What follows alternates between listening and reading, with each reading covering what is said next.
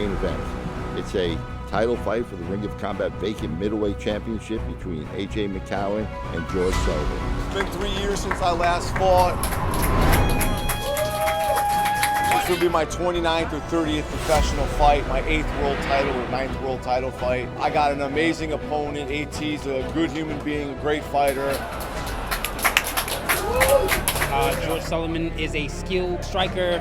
He knows how to avoid the power strikes. I just want to fucking bleed. Either way, I'm still looking for the knockout. It's going to be a battle. I have been looking forward to it since my first amateur fight. It's been 3 years of pent-up energy, and I'm ready to fucking swing. Both of them looking to claim that title and hopefully go on the road to the next step, the UFC. Got into it thinking that I was going to be a UFC champion. That's still the goal. Look at the crowd. Once you come through this league, you're destined for high things. More guys go to the UFC from Ring of Combat. 6 champions, and I'm hoping to make myself the 7th. And the greatest excitement of a night is wondering if that fighter that I'm introducing, is he going to be the one that becomes the next world champion of the UFC? I'm ready to get started. Let's go. Let's get to the fight.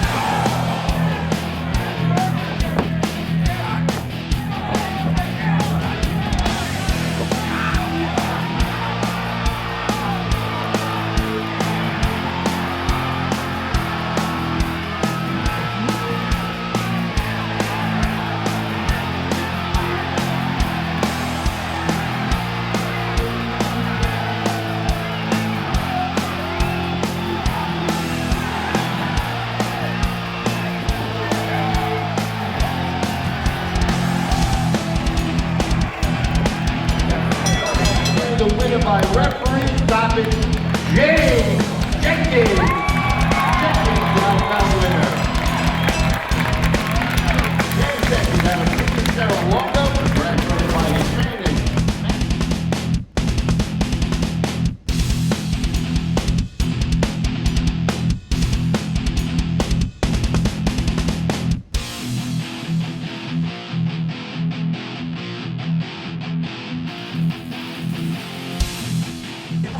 Jenkins, come over here.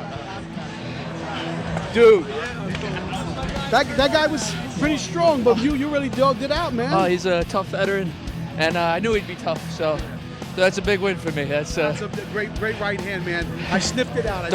Don't tell people. It's my secret, man. They can't know. Yeah, it's amazing. It's amazing. Listen, did you see when he was hurt that last time that you got? The last time, yeah, I'm like, I thought like I seen the way he backed up. I'm like, go after him right now. I could win this. I could knock him out. Great match, man. Great match, No, brother. thank you Thanks, so much. bro. I love you guys. are the best. Want to see this online? The Ring Fever. Here we go.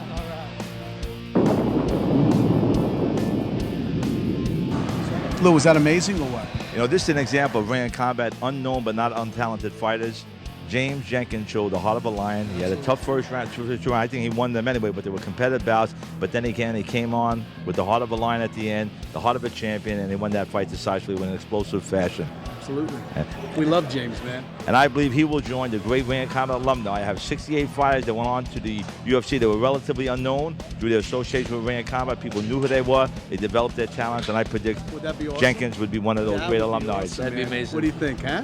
Well, I'm working for it. So. That's for sure. And you keep working hard and keep doing what you do. You had a great camp. You're working hard, and those are the secrets to success. Everybody wants to be successful. Most people don't want to make the sacrifices to succeed. He's making the sacrifice. He'll be successful. Congratulations. Thank you so much. Way to go. Appreciate Great that. words from Lou Neglia. Thank you, Lou. Thank you.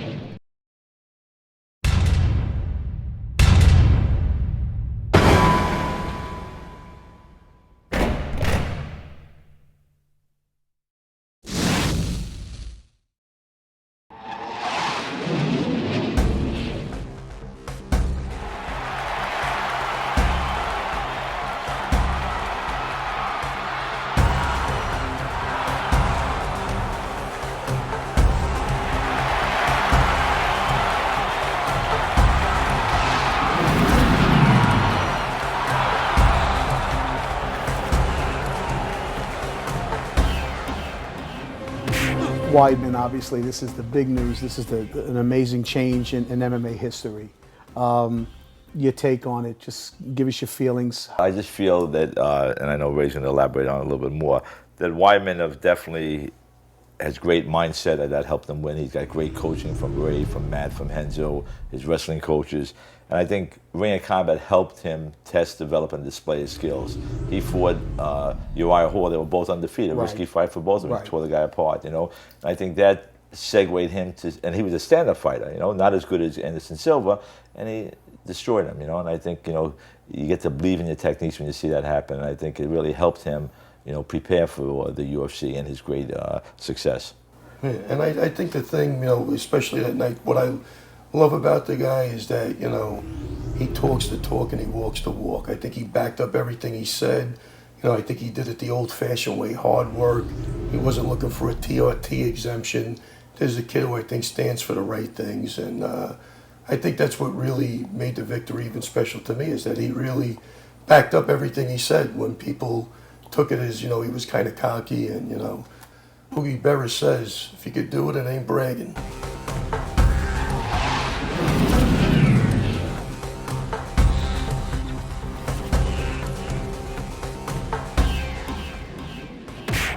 You know, you talk about his character as a fighter. You guys are building like a ground up, a homegrown type of camp. Tell us a little bit about the Serra Longo camp and how that developed.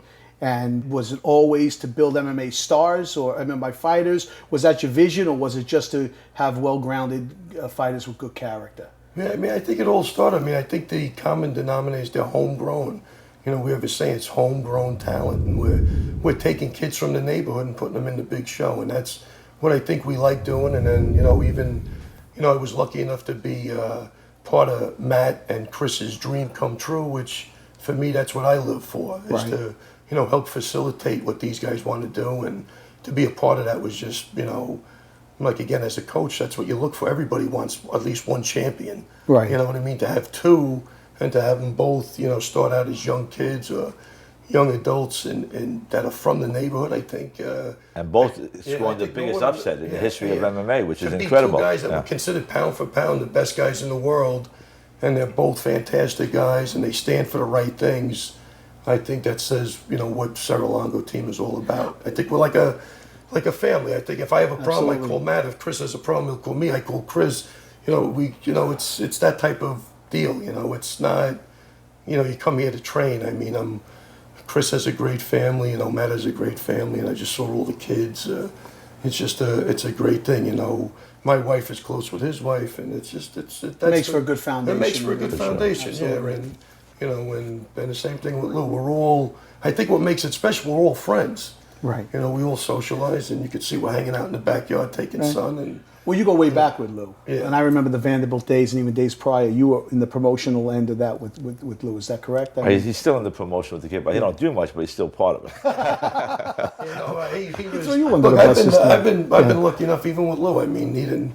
I'm sure a lot of guys wanted to be his partner in the promotions, and something just clicked. And I think you know, it's that karma. You know, then through that, you know, he met Matt, and we started Matt fighting in those days, which he was a huge draw. And in the Vanderbilt. Yeah, to see him go on to the UFC, and then you know Weidman. So it's all kind of synergistically working. You know, we all stand for the same things, and we're all friends. And you know, I think when one of us has a problem, we all get behind each other, and that's the type of deal it is. That's and Matt, you know, fought the Vanderbilt 4 times before the UFC, 2000, 2001.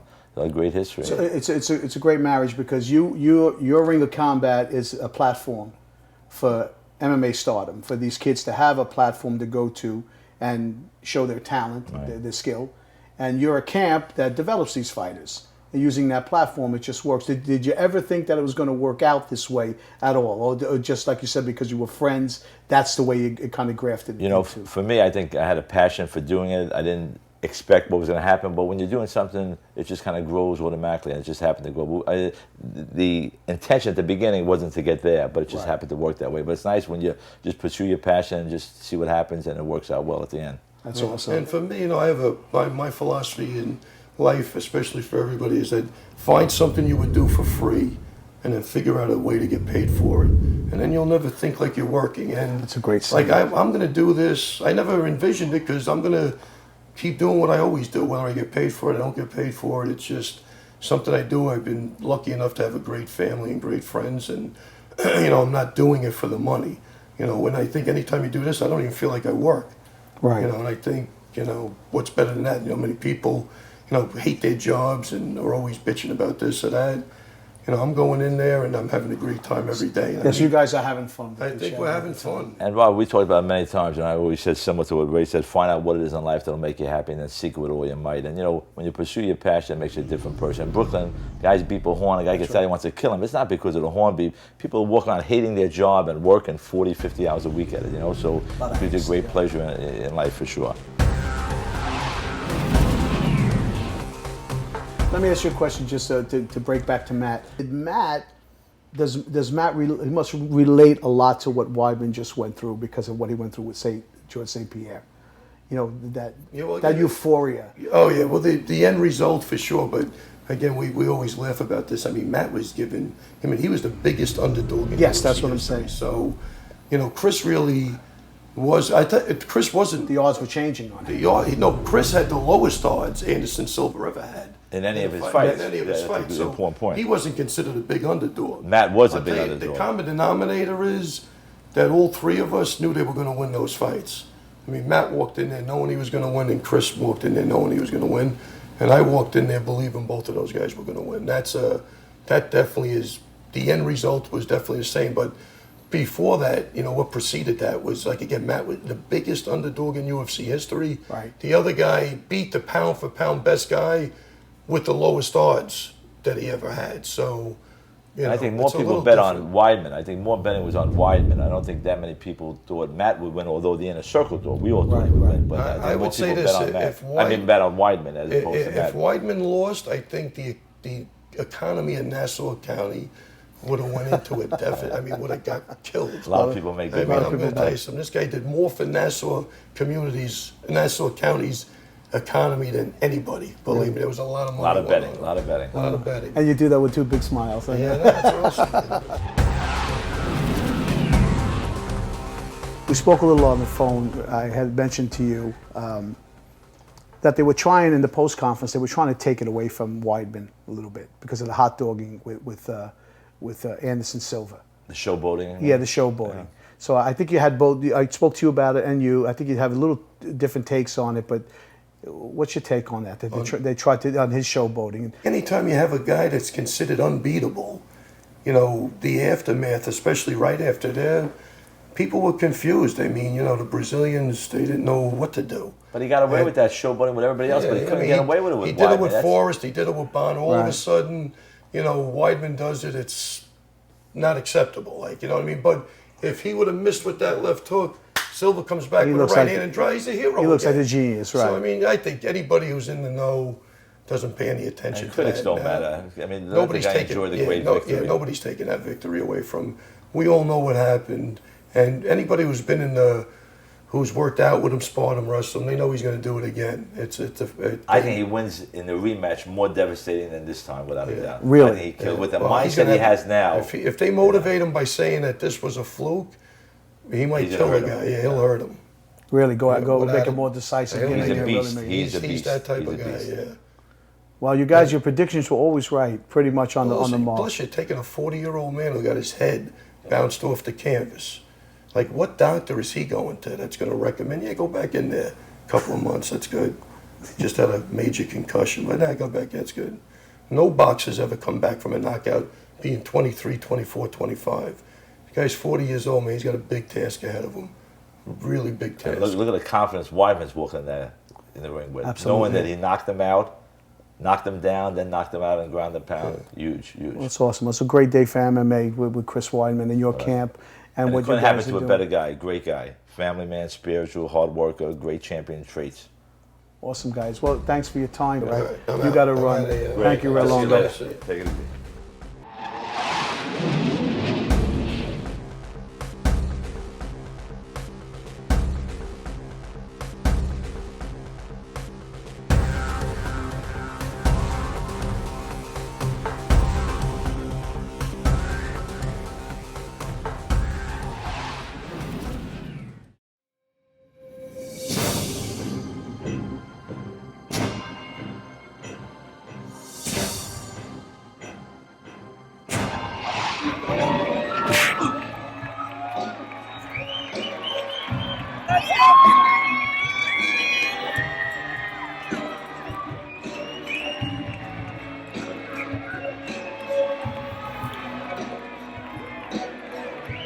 Ladies and gentlemen, for the Ring of Combat Heavyweight Championship, let the fight begin!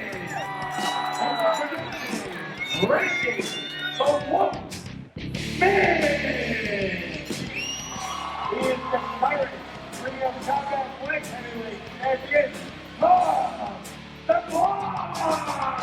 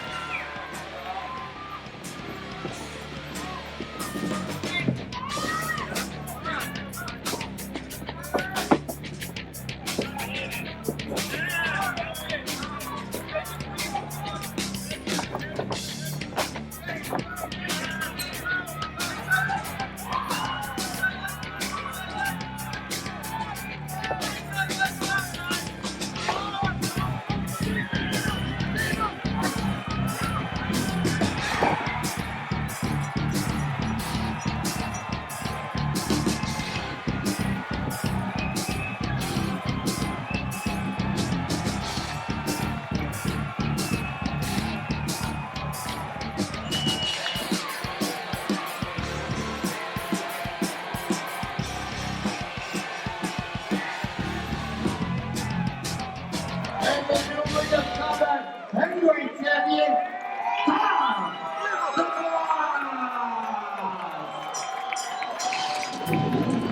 Tom the Boss, man. How you doing, sir? New heavyweight ROC heavyweight champ. Yeah. How you feel, man? I feel pretty good. I'm thankful to God. Thankful to my teacher, Professor Amen. Ricardo. Great. My family, Delilah, my fiance, my daughter, all my sponsors. Look at this support system you have, bro. I have soldiers behind me and soldiers in front of me, man. I'm very thankful. I'm just a little piece of the puzzle, man. Amen. God bless you, man. God That's bless you. great. God bless you. Tom the Blast, man. Hey, guys, give it up, man. Come on, let's hear you. Let's go.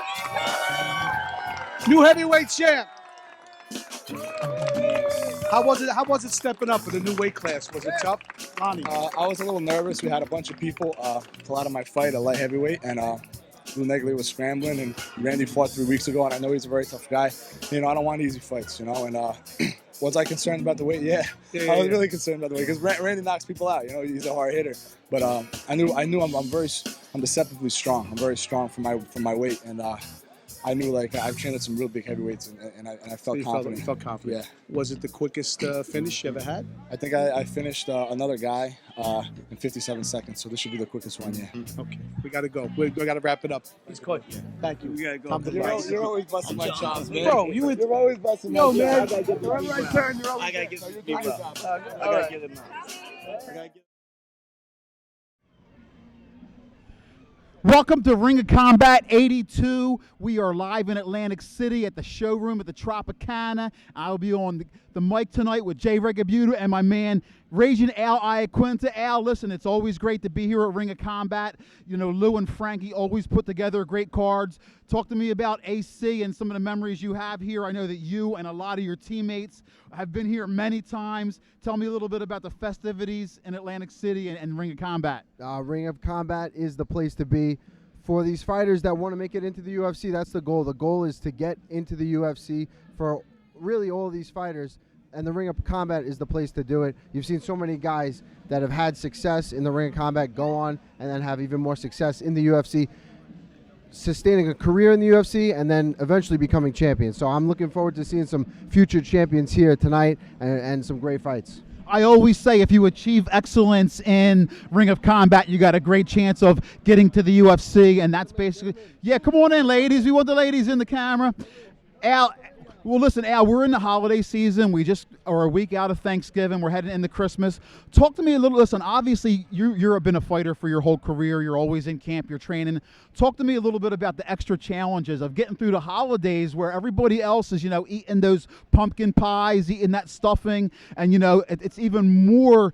You have to even more discipline as a fighter. Is that true? Talk to me a bit about the holidays and not eating all that junk. These guys they're still hungry from Thanksgiving. They weren't able to enjoy themselves Thanksgiving. It's a big sacrifice that you have to go through to put yourself in a good position in this sport. And these guys are going to go out there, and I think you're going to see some of the frustrations from them sitting there looking at the plate and not being able to enjoy Thanksgiving. It's it's a grueling sport, and that's part of the game. You never know when the fights are going to be.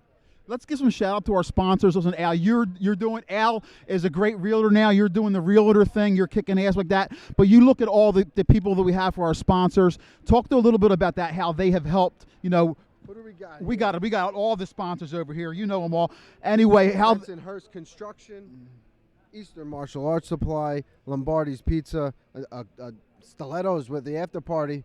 Well, listen, talk to how important it is because, you know, on this level, I mean, fighters, listen, no fighters are making enough money, let's be honest. But on this level, you're barely making enough, you know, get through camp. Talk to me a little bit about, you know, the sponsors and how they help the fighters, how important that is. Yeah, you know, the fighters work hard to get here, and it really doesn't pay off until you get to the next level, get to the UFC. A lot of these guys are working second jobs and just making ends meet. But they have a dream, they have a goal, and Lou Neglia in the Ring of Combat lets them achieve that goal. The amount of sacrifice that it takes. These guys are working hard, and it's a pleasure to be here and witness this because we're going to see some great fights and see some of these guys' dreams come true. Let's talk about the main event. Darius Estelle. Listen, Darius, he was in the cage with Armando, who is, you know, Armando's not in the UFC. Armando Jetcha, the reigning Ring of Combat champ. He was in there, didn't get the victory, but he's as tough as hell. He's going there with Don Caldone, 5-1, 4 straight victories. How are you looking at this main event? I mean, this looks like a brawl. It looks like a banger. I can't wait for it. Well, we know John Caldone always comes to fight. Darius Estelle as well, coming off, you know, his only tough fight or loss really was to Armando. So you got to see he only has fought the best competition. The only loss he has to is top competition. So I'm looking forward to this one for sure. Awesome. Now talk to me a little bit now. We're getting ready to go over here and call the fights. You got Jay Regabuta over there and myself.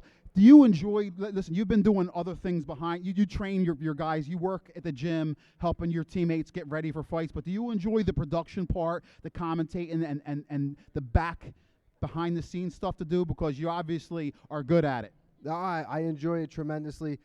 Whatever I can do to emphasize what these guys are doing in the cage. I'm here just to watch them and appreciate what they're doing and call the fights on the stream hopefully brings something that the viewers can appreciate. Well, listen, you've been with Ray Longo for a long time. Ray got the hip replacement. He looks great over there. Tell me a little bit about the impact he's had on your life and basically in this area, the MMA in this area, because he's a Hall of Famer and he's just such an approachable guy, knowledgeable guy. Talk to me a little bit about Ray Longo. Yeah, Ray Longo, all fighters, I think you need to have a good team around you, and there has to be a good head to that team. And for me, it was Ray Longo. All the gyms that come here to the Ring of Combat, great trainers, great people. So Ray has been that for me, and Ray's the man. Check us out. Raging Al will be on the mics calling the fights, and we're going to talk to Lou. Al, my pleasure. Raging Al Iaquinta. We are now going to bring in the man of the hour, the Ring of Combat president and promoter, Louis Neglia. Louis, former world kickboxing champion. Louis has been doing this for a long time, providing a forum for young fighters and, having great events constantly. Lou, tell me, it's heading into the holidays. Tell the people how you're feeling about the holidays and the fights. Well, first, it's showtime again. It's Ring of Combat 82. We got a great card today, a championship fight, and an exciting undercard. And I'm very happy that 162 fighters from Ring of Combat went on to the UFC. 6 became world champions, and I'm sure some of these talented fighters today will join that great Ring of Combat alumni. Well, Lou, you also, listen, you're so Mr. Consistency. I've seen your schedule out for next year. You have 4 more fights here at the Ring of Combat, plus on top of what else you do. Talk to me a little bit about next year because it looks like a fruitful, exciting year. Well, some of the fighters today, too, they're all from great camps, and I'm always excited to see who pushes the button. Because the fighter that pushes the button is the one that gets noticed, and it's my pleasure and goal to put him in the UFC. We have a great year coming up in 2024, and I'm sure we'll find some great talented fighters who will join that great Ring of Combat alumni. Well, if you achieve excellence in Ring of Combat, you got a great chance to get to the next level, and Lou makes sure of that. He'll pick up the phone, he'll call Dana himself, and he'll do whatever he can to help fighters, and that's why he's a Hall of Famer. That's why it's a pleasure to be here working with Lou Neglia. Ring of Combat 82 is coming to you now. You ready for the fights? All right, let's get going. Let's rock!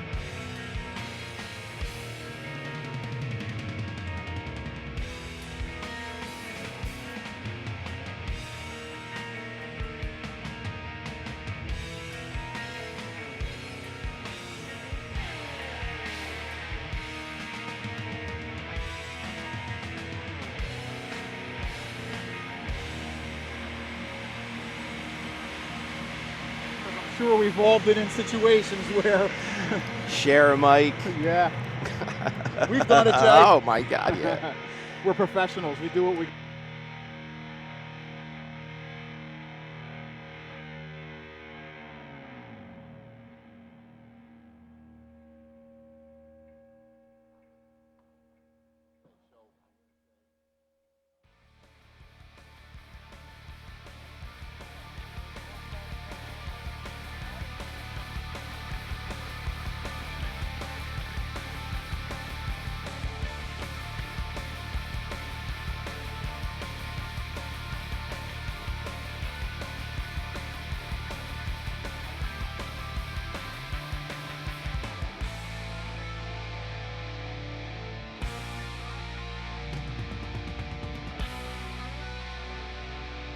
Raging Al Iaquinta with Bob Maloney and another exciting card. Jay, how you feeling, brother? Atlantic City again. Yes, sir. Love the Tropicana.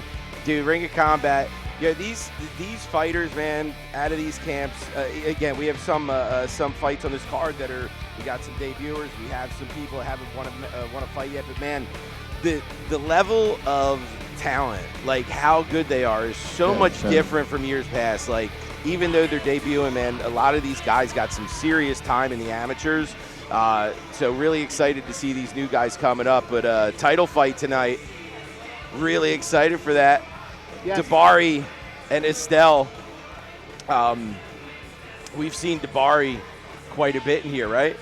Oh, Caldone. Oh, no, Dabari's not for the title. Oh, my bad. I messed this whole thing up this whole time. But listen, that fight very well could be a title fight. For a Dabari title and fight. Pierce, It appears. that could be a title eliminator fight. Both of those guys have performed well at Ring of Combat, and I wouldn't be surprised. That's our co-main event, Taylor Pierce and Sergio Dabari. I wouldn't be surprised to see the winner of that fight get a title fight. But the main event, Darius Estelle and John the Don Caldone. John the Don. 4 in a row. He's coming off of. And listen, Estelle went the distance or a split decision with the reigning champ, Armando Jetcha, one of Al's teammates, and he's as tough as nails. So that fight that's a brawl. It could go either way. Caldone found fan favorite, too. Always brings a crowd. Always brings the crowd. And always brings it. Always Yeah. brings the crowd and always brings it. Yeah, and like you said, we have a couple guys from Philly on the card tonight. We got Ben Coyle and Taylor Pierce, both from Marquez MMA. guys. Their teammate, Sean Brady, is fighting tomorrow night in Texas, fighting Yeah, Kevin Gastelum. Gastelum. So that's another Big fight. great school that's represented here. We got Nick Catoon, MMA, Long Island MMA, Animals. Animals, as MMA, always. Silver Fox, Jim O, and we're just stacked with, like you said, great coaches in the corners, too, which is always fun to watch and listen to them do their thing. And even getting to share the training room with these guys, even if they're not the ones sparring with them, you know what I mean? Having guys like Al, having guys like Al Germain, like just in there with you while you're learning it. I don't think we realize how much that helps. Having that energy, definitely. Yeah. You grab that energy, hold on to it. See, it's right there. It's right there for you. In the same training room. Whatever he had to work with, you have the same thing to work with. So he can do it, you can do it, and you're watching him get it done. Well, that culture is why MMA is prospering and right now. Talking to Dante Rivera before the fight, he lost his guy, wasn't fighting, but he's helping somebody else in the corner. So that's just how the culture is. You would do the same thing, Al. If somebody needed you to work their corner or they needed you to hold your pads, you would. And that's why the community is so strong, and that's why we're here 4 times a year. That's why we're having fights, because the fighters community, the MMA community is just awesome. The East Coast community is a tight-knit community, and while we're fighting against each other, while these teams are fighting against each other, everybody's here for the same goal. So you got to respect it, and this is the top of the top on the East Coast. Yep. You want to get to the UFC, you're in the ring combat. If another team is competing against you, they're here trying to do the same thing. We're lucky to be in the East, right? 100%. And we're going up to Peter Neglia right now. We're going to get the show started. Good evening, ladies and gentlemen. Welcome to the Tropicana Hotel Casino on the boardwalk in Atlantic City. Tonight, former world kickboxing champion Lou Neglia and Frankie Perez's Dead Serious Promotions proudly presents Ring of Combat 82, the longest running show at the Tropicana, an action-packed night of professional and championship mixed martial arts in the cage. This event is sanctioned by the New Jersey State Athletic Control Board. Commissioner Larry Hazard Sr., Board Chairman Tony Orlando, Board members Stephen Katz and Gene Mulroy. Covering tonight's event will be MMA News, Steve Brown and Tom Maloney, and Extreme Life Podcast Stephen D. This show will air free and live on MaybachTV.com. Go to their website, scroll down to Toro TV, Ring of Combat. Commentary by Bob Maloney, Ally Quinta, and Jay Regal Buto. The bout sponsors are Hooters, Everlast, Bensonhurst Construction and Roofing, Legends Funding, Dead Series Fight Gear, Eastern Martial Arts Supplies, Shoreline Realty, Lombardi's Famous Pizzeria, Authentic Heroes, Stilettos of Atlantic City, and Star Labs. And now, ladies and gentlemen, to begin our program, will you please rise for the playing of our national anthem.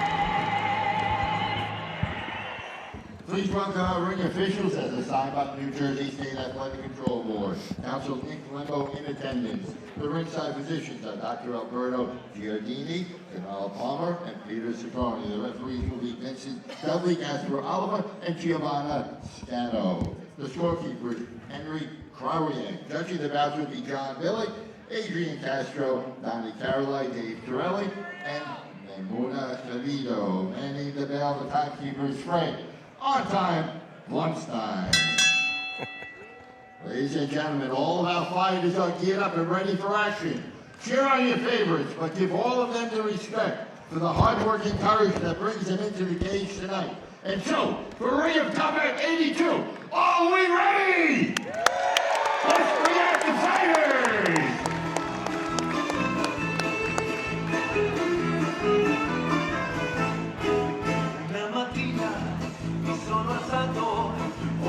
Ciao, bella ciao, bella ciao, ciao, ciao, una mattina mi sono alzato e ho trovato l'invasore, un partigiano, dammi via, oh bella ciao. Entering the blue corner, Hasib Khattab, Brian Berry Jiu-Jitsu. 0-2 as a pro. Undefeated AMI career.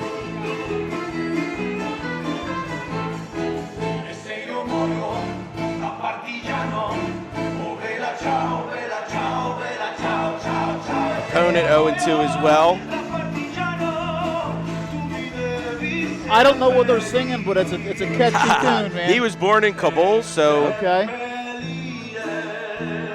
Man, Al, you were over in that area not too long ago, right? I was in Abu Dhabi. Yeah. For, Okay. I was in Kuwait years back. But yeah, interesting. You fought in Kuwait? No, I was there doing something for the troops. Gotcha. Yeah, we went over and did seminars for the troops. Yeah. Beautiful thing. Hasib Khattab making his way to the Ring of Combat cage here. Kicking off Ring of Combat 82. It started off, a big prospect. Everybody was talking. Oh, yeah. Now 0-2. This is kind of like a make or break for both of these guys. You're coming in, dreams of aspirations of getting to that next level, winning the Ring of Combat title. Start off, unfortunately, 0-2. Now for both of these guys, they're both going to come in hungry. And listen, Harris. And they make for good fights. Yeah, listen, Harris came out on the losing end. You guys didn't make the last Ring of Combat 81. But I'll tell you what, he was the first minute and a half of that fight. He knocked the guy down. I thought he was going to win the fight. He ended up getting caught, but he's a ball of fire. Both of these guys, don't let the records fool you. Yeah. Don't let the records fool you. Not. It's a game of inches, and they just fell short. And they easily could have won all those fights. That's how it goes sometimes. Harris with a ton of AMI experience, like 14 amateur fights. So even though he's 0-2, he's been in the cage a lot. 34-year-old out of Animals MMA, always well represented. The Animals crew.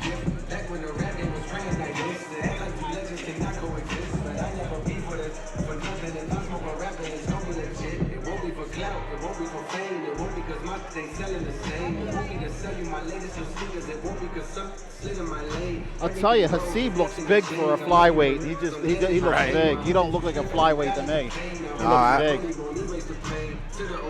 big. These kids anymore, man, they'll walk around disciplined, like eat healthy constantly, like always be in camp and ready so that they are only 10, 15 pounds off. So, man, if he stopped eating correctly for a week, he'd probably be at 170, 175 fairly easily. But again, the discipline from these guys, this early on is crazy. Definitely different from a decade ago. Oh, it's so much different. It's the science and technology of it now, right, Al? And it's all just trickling down.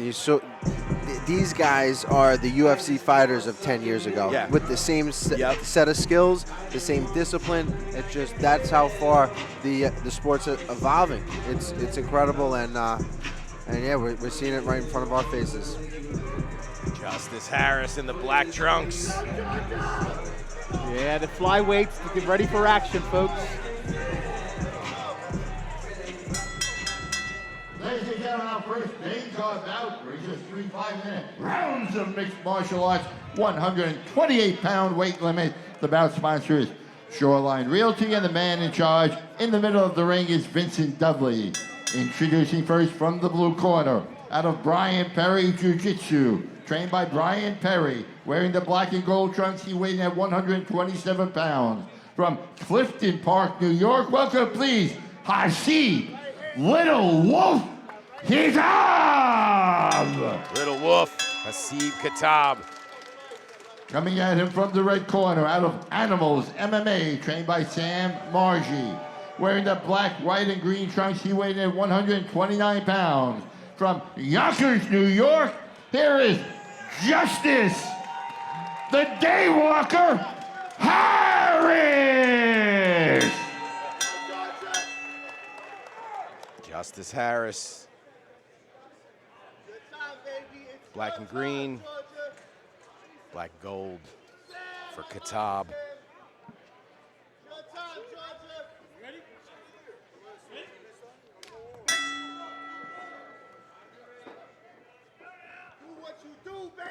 Oh, Superman over the top with that left hand. Justice came right in with that Superman. Landed good and just landed a nice 1-2 right there, right down the Square middle. on the chin. Yeah.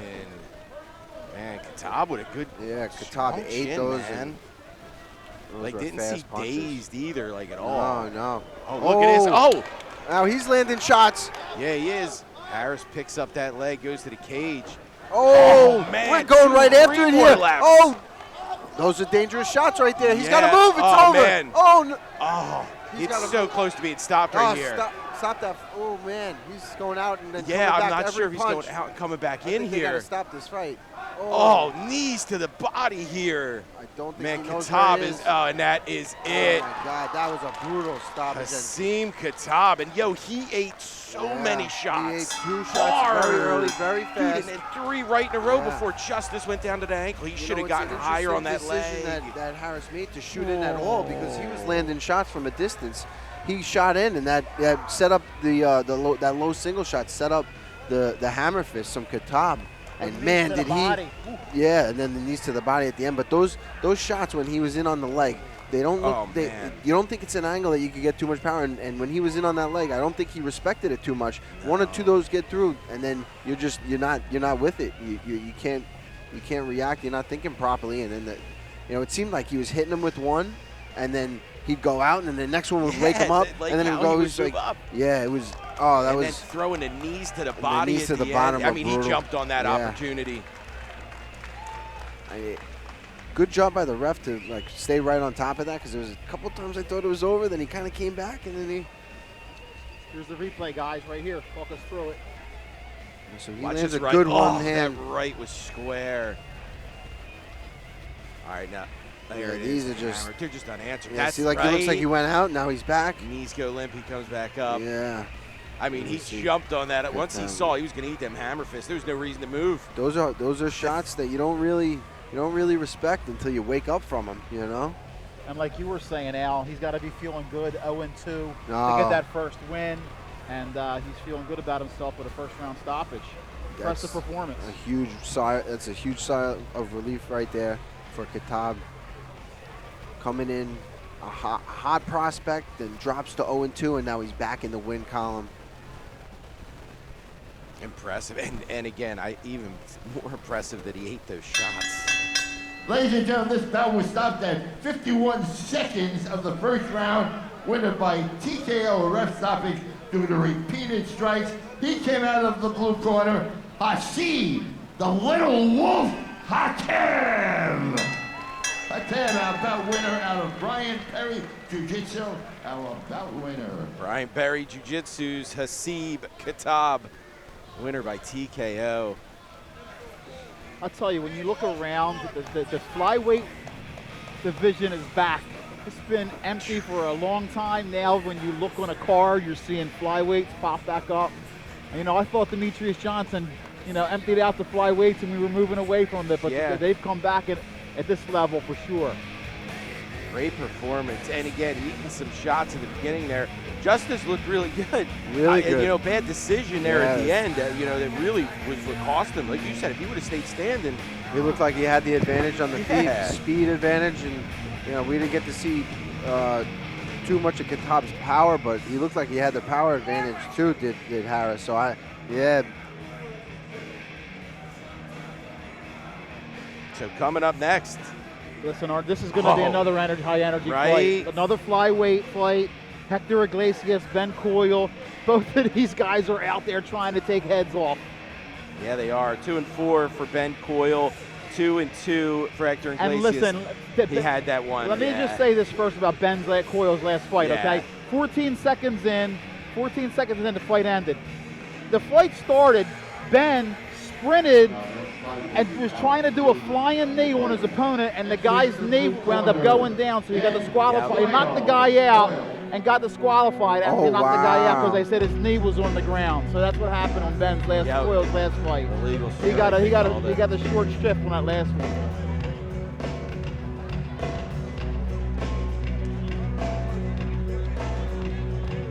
Ben Coyle out of Marquez MMA. Strong wrestling. Wrestling. He'll use those big punches to get in on those shots, and then once he gets you against the cage, he's grabbing you, he's picking you up, he's putting you down over and over again. And listen, Iglesias, he's the one. He knocked out Justice Harris at Ring of Combat 81. So Harris, he's also a lethal striker. So this is going to be don't blink right there for this fight.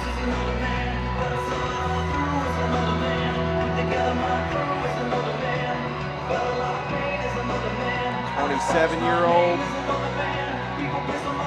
out of Marquez MMA. 2 KO victories in those 2 wins.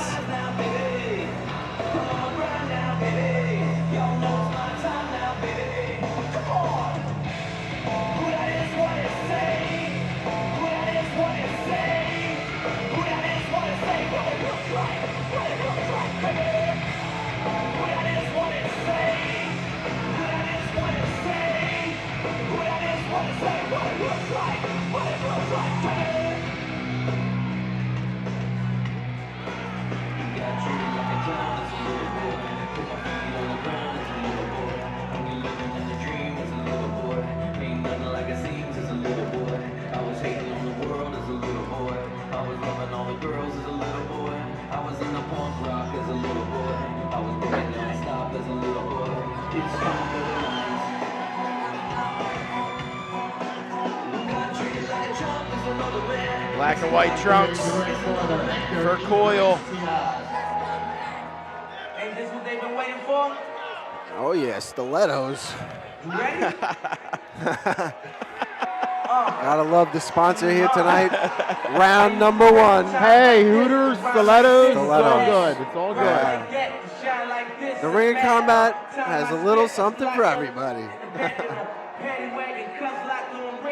See my dreams unfold, nightmares come true. It was time to marry the game, and I said, yeah, I do. If you want it, you gotta see it with a clear eye view. Cause shorty, she tryna bless me like I said I do. Like a sneeze, please for them trick squeeze, I'm getting cream. Never let them get in between of what we started. Look, but I'm lying hard, they love me when I was stuck in their head. But not the part that I go and get it regardless. Draw like I'm an artist, I'm crawling with straight and walking with foreigns, and my garages are foreign. When I just sucking and swallowing anything for $1, they tell me get it, my God. I did it without an album. I did it for Mariah. Love down on fire. Icy as a hot drink, really flying. When I put the Rolls Royce, they thought it was leaf. Then I put that new Ferrari, hey, the rest in peace. Hey, the rest in peace to the parking lot. Phantom so big, can't even fit in the parking spot. You ain't talking about money, then what you talking about? Gangsters moving silent, and I don't talk a lot. I don't say a word. Hector Iglesias, 30-year-old, Renzo Gracie Academy, 2-2, ranked number 4 in New Jersey amongst 125 pounders. 2 wins by way of knockout. So all 4 of these guys' wins have been by KO. That's just a great sign. Great sign for a great fight. Don't blink.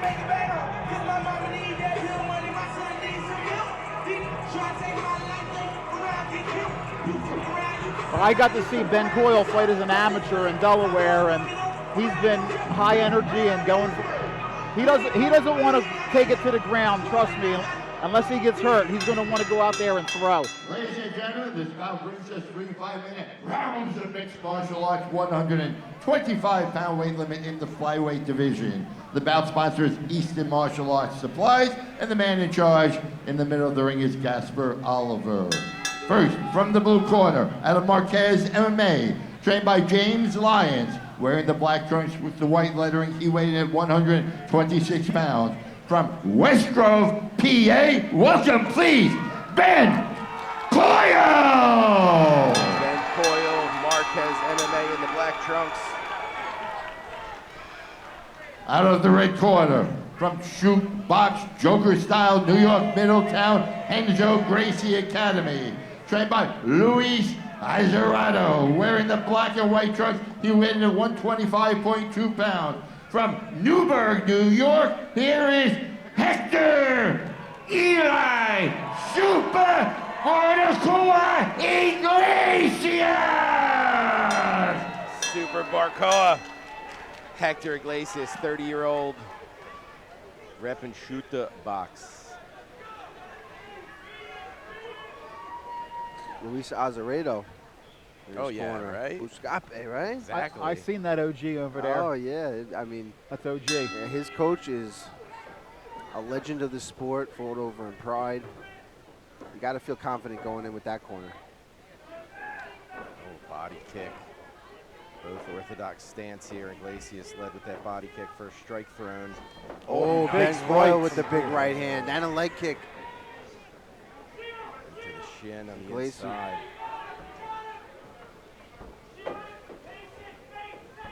Oh.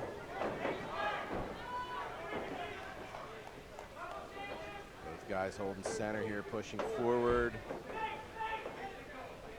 Iglesias.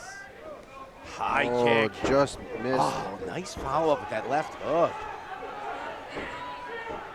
Oh, big right. Big power right hands. I feel like that one tagged him a bit. Iglesias, though, is just taking it, though. He's got a hell of a chin. Yeah. He's kind of moving with him just a little bit. You know, he sees him coming. He's not getting. Oh, nice he didn't left see that one again. coming.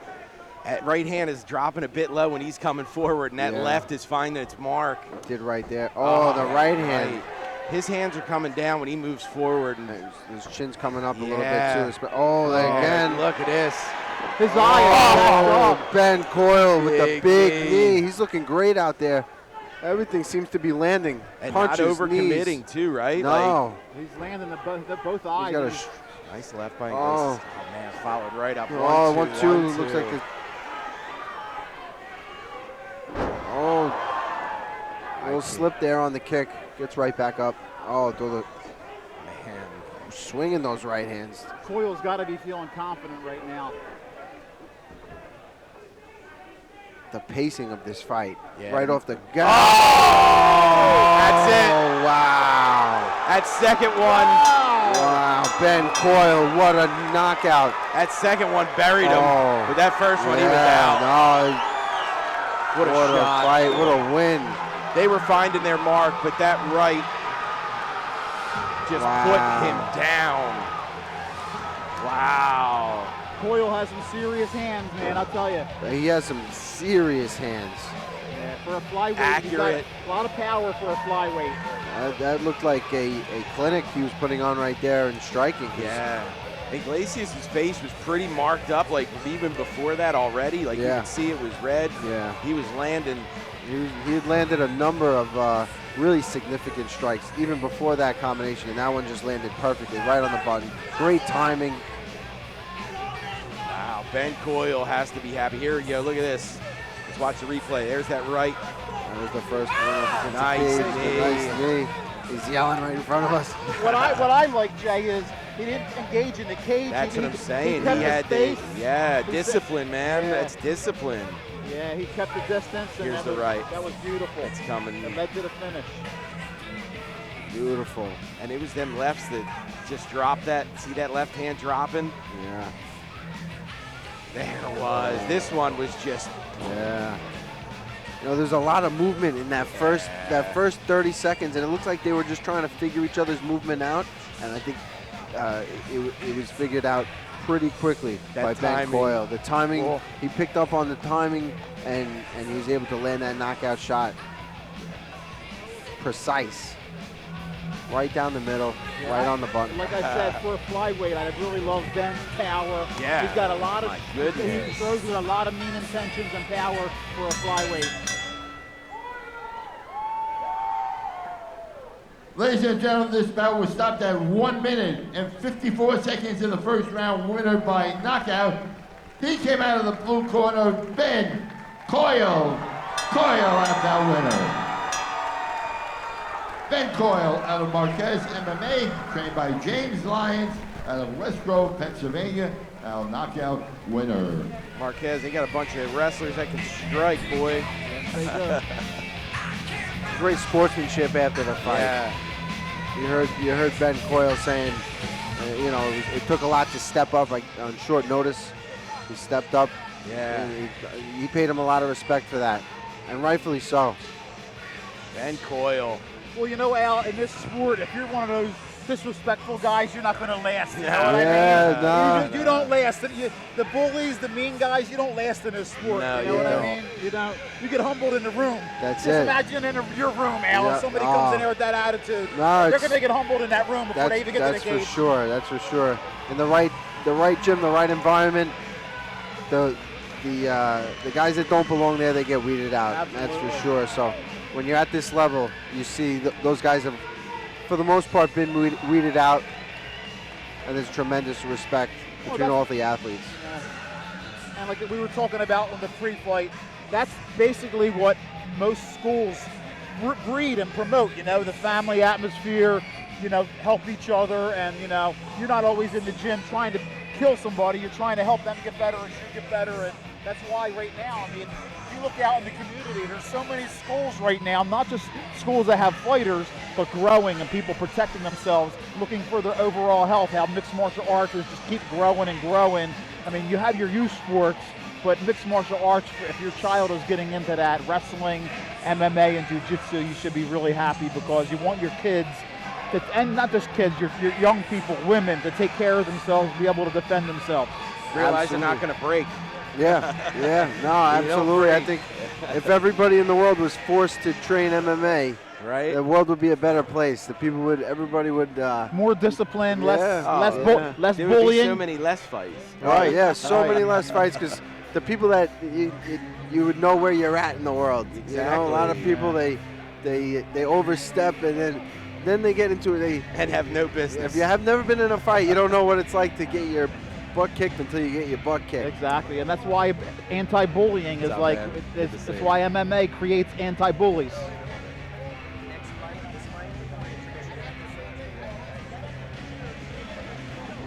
I mean, you need a certain amount of bullying in the world, you know. Oh, sure. Right. You gotta have a certain amount of bullying, the right amount of bullying. If there's no bullying, then things can run rampant, you know. So everybody's gotta keep in check.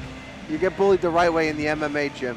Who was the person that always kept you in check, Al? God, you had Sarah in there. I mean, you had a lot of animals in that gym. I mean, when you're working out with Chris Weidman right next to you. That's who I was thinking. That's the All-American right there. That's what I was thinking. You definitely, everybody, there were a few people that he really kept in check. You know, I've seen him, in the beginning of his career, he had a real affinity with leg kicks. He discovered the leg kick, and it was about a month or 2 months where I think he ended every sparring session by leg kicks. You know, so that's a very humbling situation. You know, but no matter how tough you are, there's always somebody that can get you on their best day. So you realize that through fighting. Well, Al, listen, your fighting career is over, but you're still active in the gym. You know, helping your teammates get ready. Have you kind of taken on more now that you're not an active UFC fighter, you're have you taken on a role more of like a big brother to some of the guys in the gym? Do they come to you for that type of advice? Since you're really, like you're not going to be going through a camp. Let's face it. Yeah, no, for sure. It's not now. Jeez, Bob.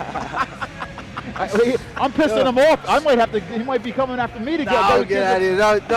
No, a lot of the guys, I'm blessed. A lot of the guys that helped me, that were in the ring of combat, trying to get to the UFC when I was fighting in the UFC, are now either knocking on the door or are in the UFC and are getting off to great starts.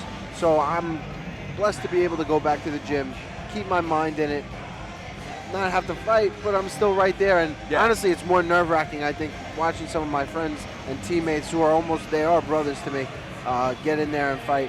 But it keeps me young, getting in there, mixing up with them, and now it's their turn. So we have some great guys that fought in the UFC. The other day I did the puke drill with Armando Getcha. He's got a fight coming up next week.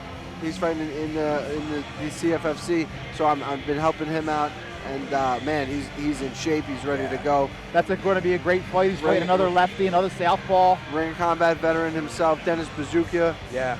In the UFC, got off to a rough start here. He's got a big one, that next one. So I'm really looking forward to his next fight, seeing what adjustments he makes, and watching him. Who is a great fighter, hasn't really got a chance to show it yet, so I'm looking forward to him getting in there and showing what he's got. All right, what about you, Jay? Illuminati Grappling. Listen, you have developed a training regimen that attacks. We've seen so many submission grappling tournaments, so it's. Go ahead, we can talk about me later. There we go. We will get into the no-gi jiu-jitsu submission with Jay when we get a chance.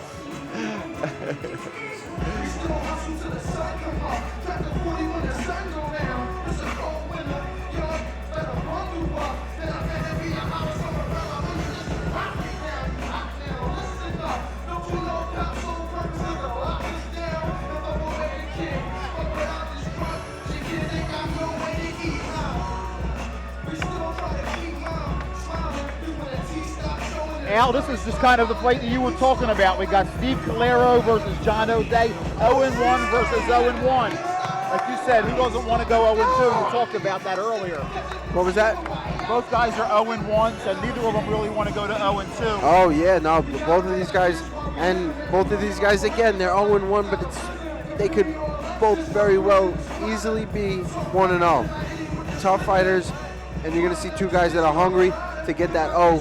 That O's got to go for one guy, and they're gonna be scrapping. John O'Day, great kickboxing. Love watching his kickboxing. Has to do what he's got to do in this fight. He's got to get back. He's got to get back in the win column. A lot of amateur experience. 5-5 as an amateur, so the experience is there. Now he's just got to do it in the cage. And there I was saying, our man Dante Rivera stepping in to help out. Fellow mixed martial artist. One of Jersey's finest. Absolutely. It's always he's like a staple of the ring of combat. Yes, you see him here, he's always giving you a welcoming hug, a high five. He paid me $20 to tell everybody that he's the best looking guy in the building. That is something he would say, right? He's the best.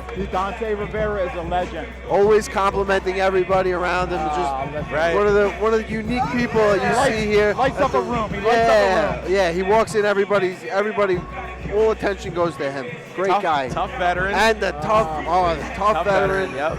Ring of combat stud. He was on the one with Matt Riddle. Yes, yes.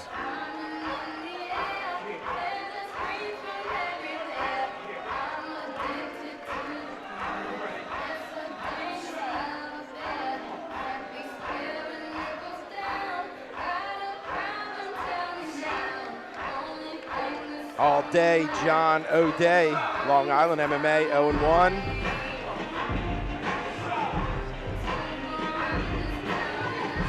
Speaking of the All-American, it looks like he borrowed Chris Weidman's fight shorts, right? Oh, yeah. Gotta love those fight shorts, huh? They are badass. Red, white, and blue for Calero.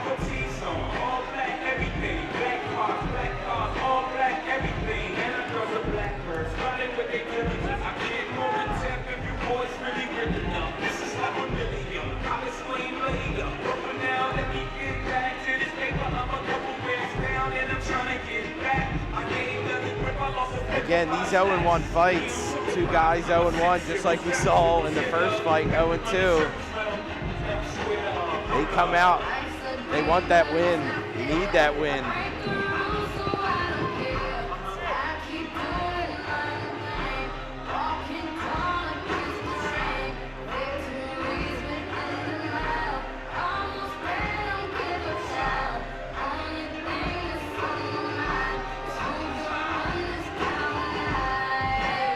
All day, John O'Day. Red and black trunks. Get these official introductions. This bout versus 3 5-minute rounds of mixed martial arts, 145-pound weight limit in the featherweight division. The bout sponsors Lombardi's Famous Pizzeria, and the lady in charge in the middle of the ring is Giovanna Scano. Introducing first from the blue corner out of Nick Catone, MMA, trained by Dominic Tafiori. Wearing the red, white, and blue trunks, he weighed in at 145.2 pounds. From Newark, New Jersey, welcome please, Steven Calero! Steven Calero, 0-1 out of Nick Catone, MMA. Ready for battle out of the red corner. From Long Island MMA, trained by Ryan LaFleur, Brian Michelino, and Ray Pasquale. Wearing the black and red trunks, he weighed in 145 pounds. From West Islip, Long Island, here is John O'Day! All day, John O'Day out of Long Island MMA, 0-1. Red, white, and blue. Catone MMA's Calero. Here we go. Matching orthodox stances in the middle of the ring. Starts off with that low kick.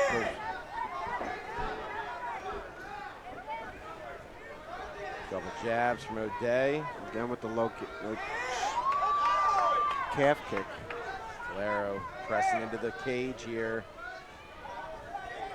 Yeah, lost O'Day that doing head a good job of position. getting under the chin, popping it up and circling off the cage. Now he's got double overs. That head position means a ton, right, Al? Especially against that cage. The head controls where the body goes. If you push the head up and you turn him, his whole body's going to follow. And O'Day did a great job of that right there. He could have been pressed up against the cage for the rest of this round if he didn't do it. Oh, he got nice off in 2 elbow. seconds.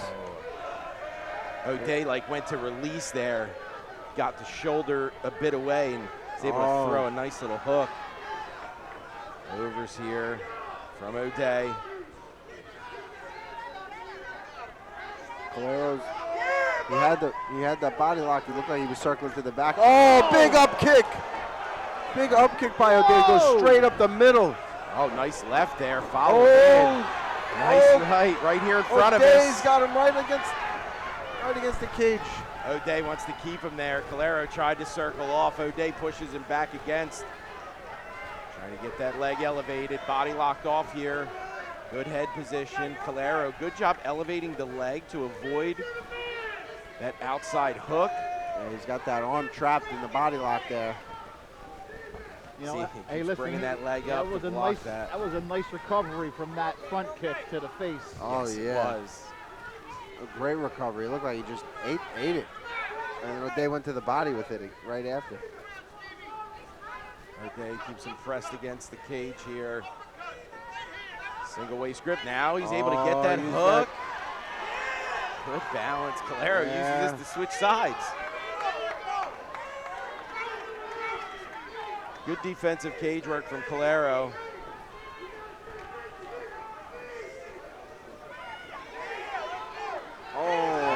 Short forearm coming off the cage. Nice left, right. Calero with a nice combination sets it up for an entry to the shot. Oh, he's got good position here to elevate and pull Yeah, away. Great position. Oh, O'Day gets a leg out. Slips that right leg hand out. was like a kickstand. Kept him up that whole time. Calero holding on to that single.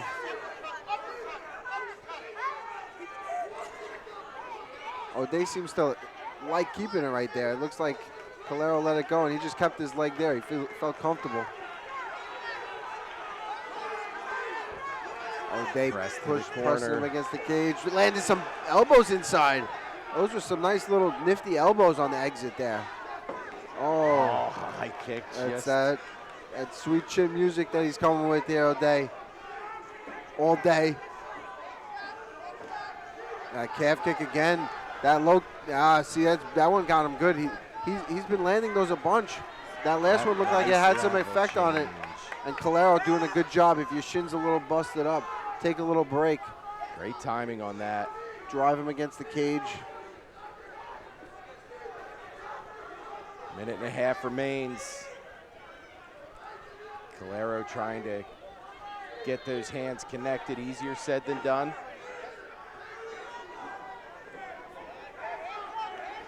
Oh, goes for the push kick again. That time to the body, it looked like. Oh, that calf, that shin. Right, little. Yeah, that one, Quick it's little hurting flip. him. It's hurt. Oh, it yeah. did. You're right. Oh, yeah, he's hurting Look bad. at that. Yeah, he's hurting bad right now. Oh, He's having, might have Charlie horsed him. he's having trouble. That was the last one. Yeah. And then this one right here is. I'm surprised O'Day isn't going back to that. I don't know if O'Day could tell that it hurt him, but this is exactly what Calero has to do. When his shin is compromised like that, he's got to make it a fight. He's got to go forward. He can't stay at that kicking range. O'Day didn't really attack it the way I think he could have, which set up Calero driving him against the cage, but not having success with the takedown.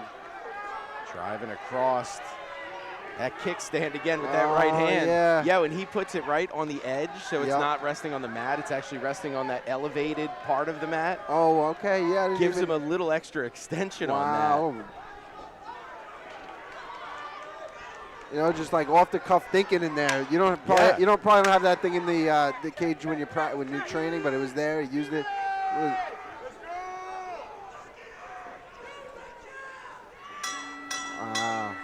All right, action we're packed. gonna see a second round. What a round. Yo, that kick that we saw. That was such a little just quick flip. And man, that did hurt him, man. That front kick was that front kick. See there, he just landed the shin kick, that low calf kick. He was landing on You see Calero's teammate over here, Mark Gray, who's another guy, a heavy-duty wrestler. That's heavy obviously duty's his an teammate. understatement. Gray doesn't look too happy.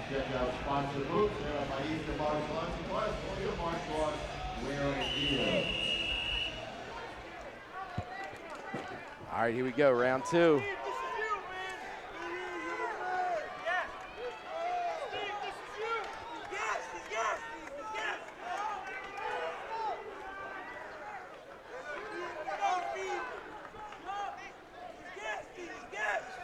Steve Calero's posse is right behind us, yelling, O'Day's gassed, O'Day's gassed. I don't know about that.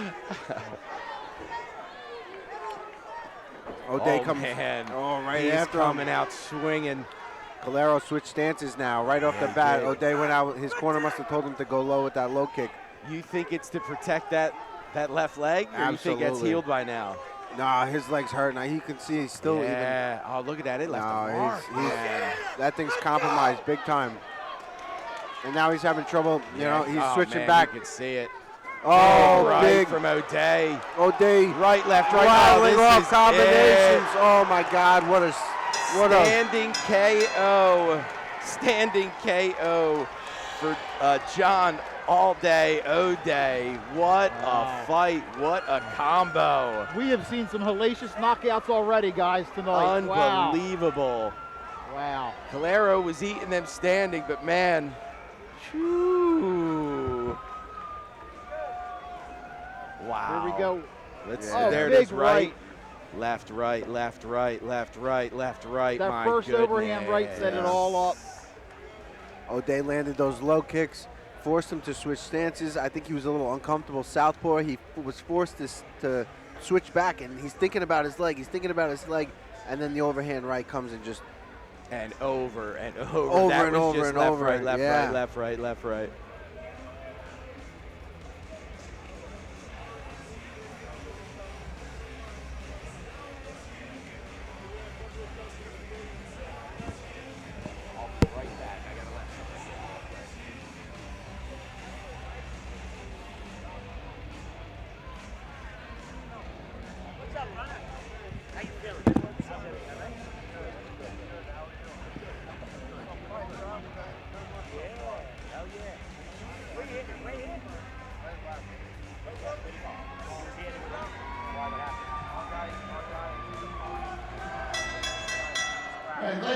this bout was stopped at 37 seconds of round 2, winning by TKO. Ref stopping due to punches. Made it, He came huh? out of the red corner, John O'Day. John O'Day out of Long Island MMA, trained by Ryan LaFleur, Brian Michelino, and Ray DiPasquale. Outbound winner. Congratulations on behalf of Lombardi's Famous Pizzeria, outbound sponsor. Lombardi's Famous Pizzeria, now on Gold Belly for worldwide distribution.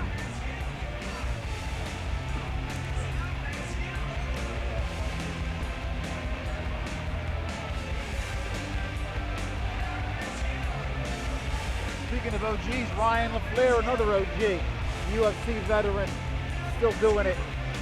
Yeah, still doing it well, coaching. Still, yeah, he's got a great squad over there at Long Island MMA. Ryan LaFleur had some of the best fights in the UFC. Went up against some heavy hitters. Yep.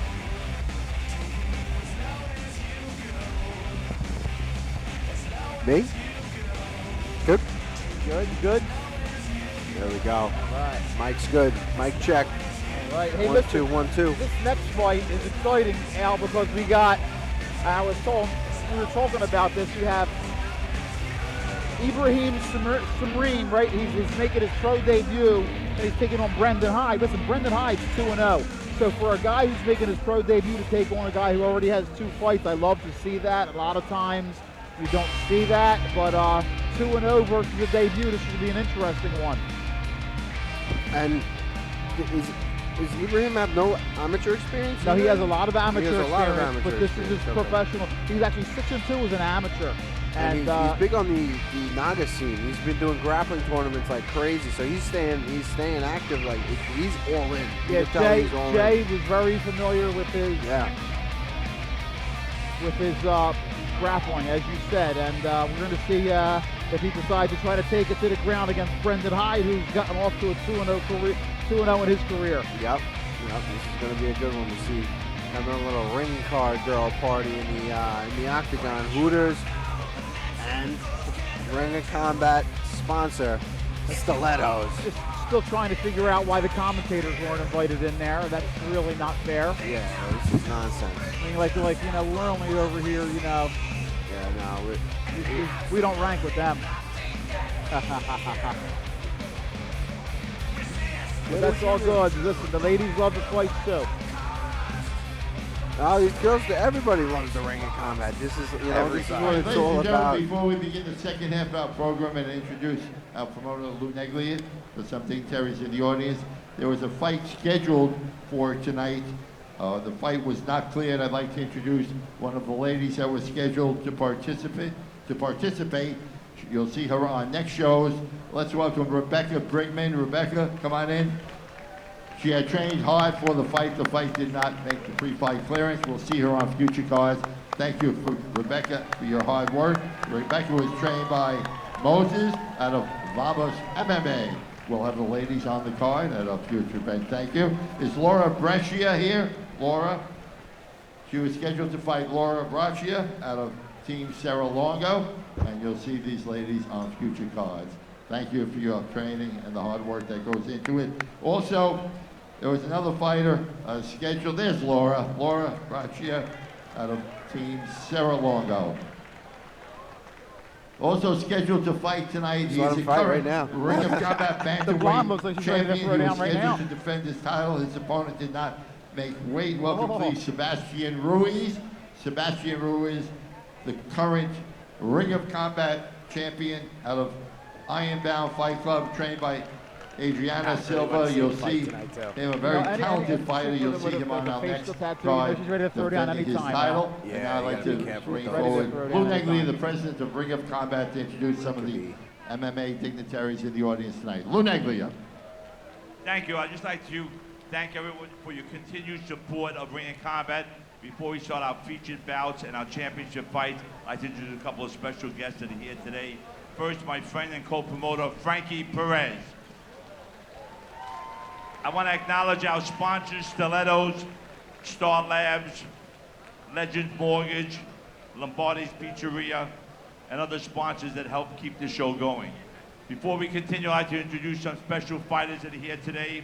He's a current Ring of Combat champion. You'll see him fighting in March. Please welcome Etsu.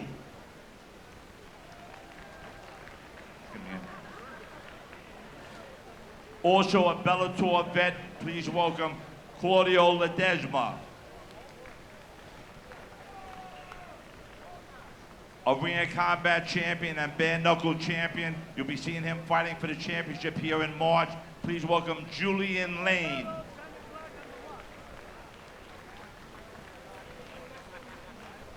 A Ring of Combat champion and UFC vet.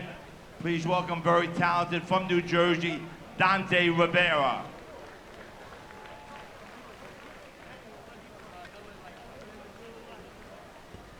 Ring of Combat champion and UFC vet, please welcome Ryan LaFleur.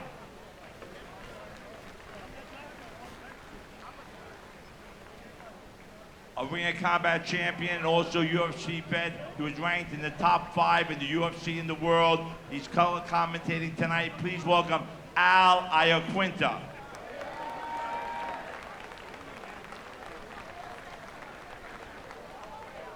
Last but not least, he was a former WCBC boxing heavyweight world champion. He beat Larry Holmes, he beat Lennox Lewis, and many others. Please welcome Oliver, the Bull McCall. Thank you.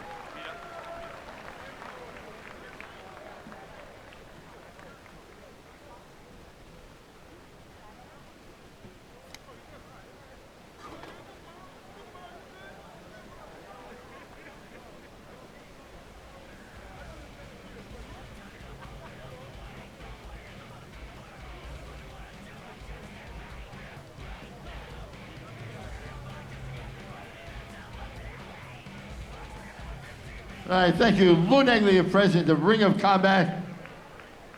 Many of the Ring of Combat alumni champions who have gone on to great heights in the UFC. We thank you for your attendance tonight and participation in this and future and all of our events.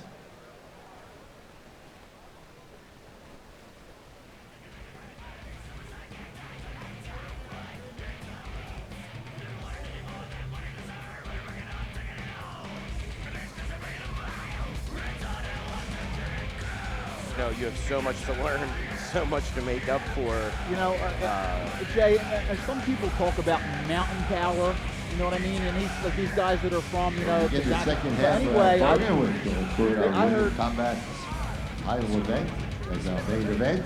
Don't forget the after fight party here at Stilettos of Atlantic City, 185 South Carolina Street, 1 mile away.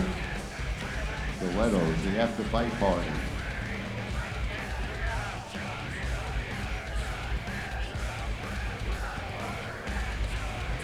Entering the blue corner for our next fight, Brendan Hyde. Brendan Hyde, 32-year-old out of Fitness Edge MMA, 2-0 record as a pro. Really excited for this match. Taking on Animals MMA's debuter for Ibrahim Simri. Again, debut for the Butcher, but very impressive amateur career. But getting into the ring now is 2-0. Brendan Hyde. Decision win back in March. Back in May. Rear naked should finish back in September of 2022. Third time into the cage for Mr. Hyde.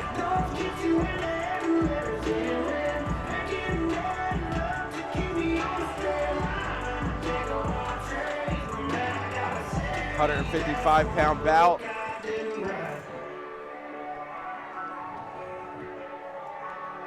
Again, Hyde undefeated so far in his pro career. 2-0 as an AMI as well, so he has not suffered defeat inside a cage just yet. But I'll tell you, he's got somebody in front of him in the Butcher. Ibrahim Simreen. It's going to be a challenge. Simreen, very talented in the MMA circuit. Physical specimen. And it really, I hear he's got a serious grappling game, Jay. Oh, yeah. Yes, he does. Another one out of Animals. Brendan Hyde in the orange and black.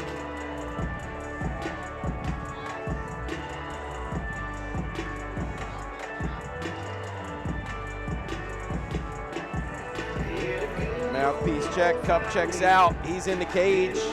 Third time as a pro for Mr. Hyde.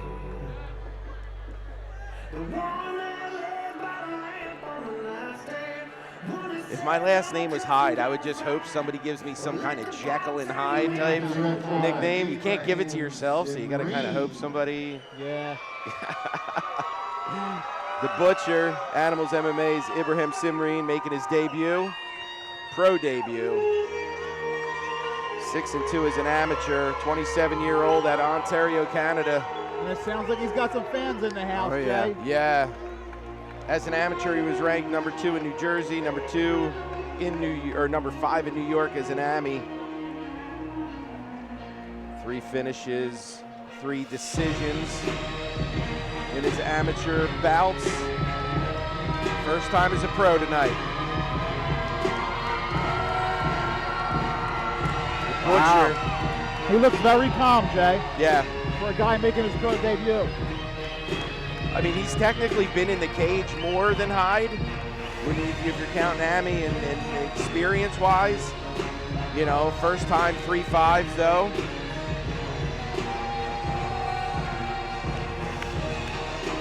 White and black trunks for Simreen.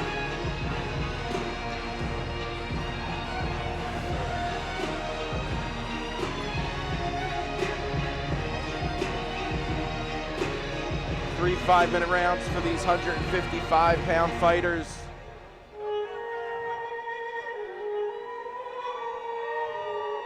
We haven't quite needed 15 minutes yet tonight, though, boys. See if we keep that streak alive. We had some hell of finishes tonight, man. The way this night is going, it's been unreal. The finishes that we've seen. Yeah, we've seen some violence tonight. We've seen some violence. Simreen makes his way to the cage.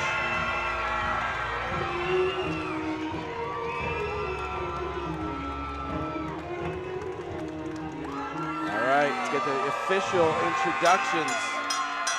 Ladies and gentlemen, this bout is in the lightweight division, 155-pound weight limit, 3 5-minute rounds of mixed martial arts. The sponsors, Authentic Heroes, in controlling the action.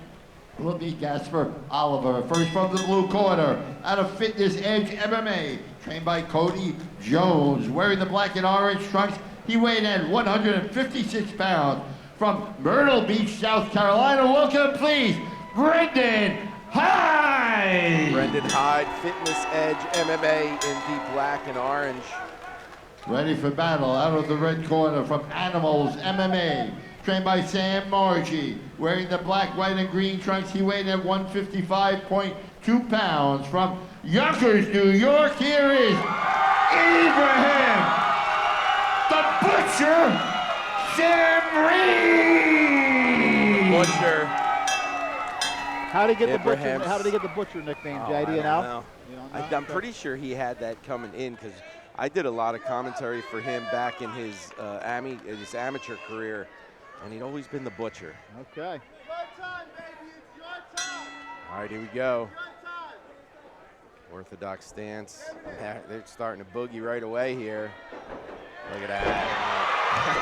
Head in the middle, blast double for Simreen. Puts him into a guarded position here. Hyde holding the posture down here.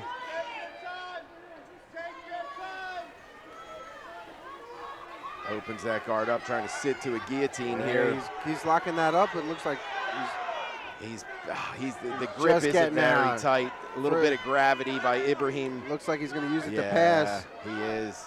And he's got that. That Von Flue can get stuck in there, though. I mean, that Von Flue is right there for him. He's almost like on a half guard right now. But oh, look at this. He might have that tight enough the here. guillotine, you know, it's. He did a great job reconnecting his 10-finger and off on them hands. It looks like his arm is stuck in there on the top. So that Von Flue is. Yeah, his hand is stuck Now there. he just got it out. Now he's. Is the other hand stuck? He could Von Flue him from this position, it would seem. Man, he hung on to that head. Yeah. Simreen pushes back to there we go. There's the disconnection he was looking for to a half guard position now.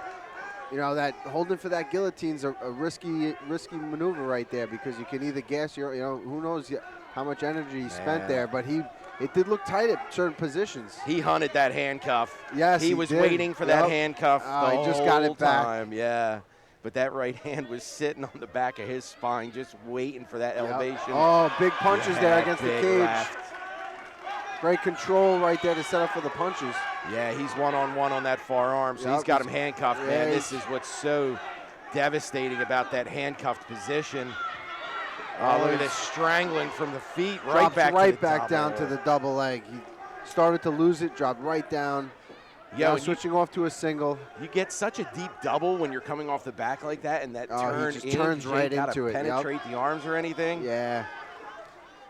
Hanging on to that single, some elbows. Yeah, Hyde's been able to defend it all so far. He's really committing on this head when he does get that. Yeah, here it is. He's going to go for the head, which can make you wonder if you really want to go for that takedown right here. Look, especially if things starts going high elbow on him here. Well, he's not yet. I don't know about the thumbs up. I'd be trying to just defend with that thing.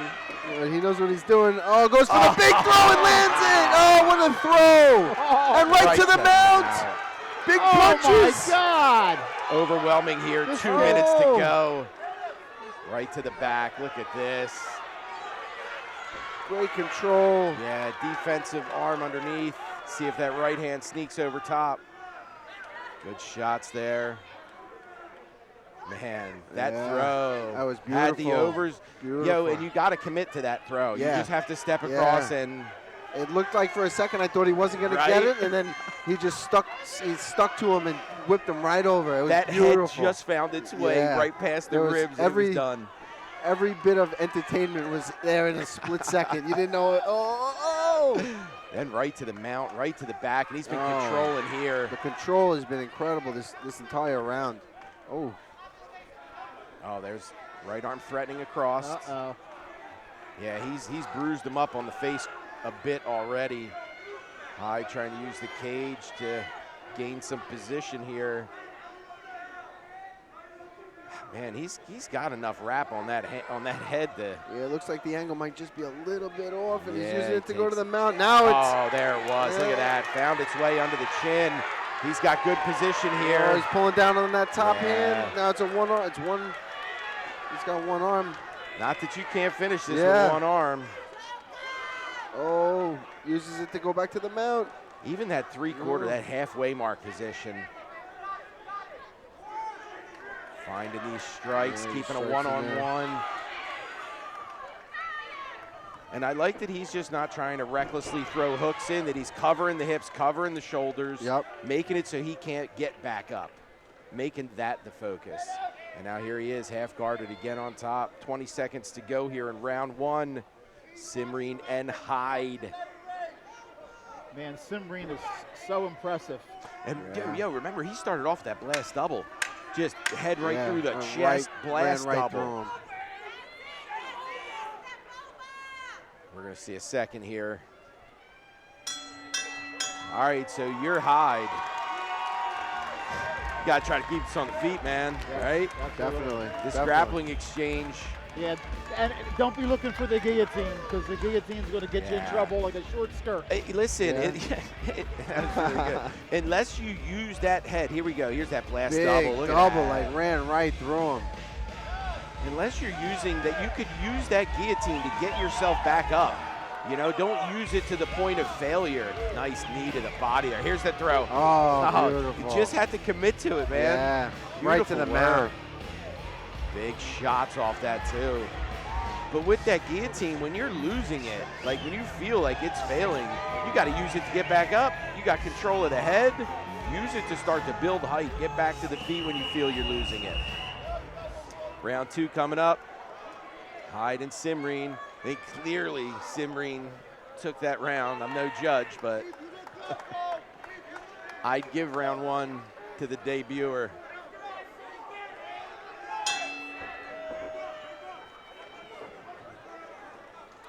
Oh, that big up kick right under the chin.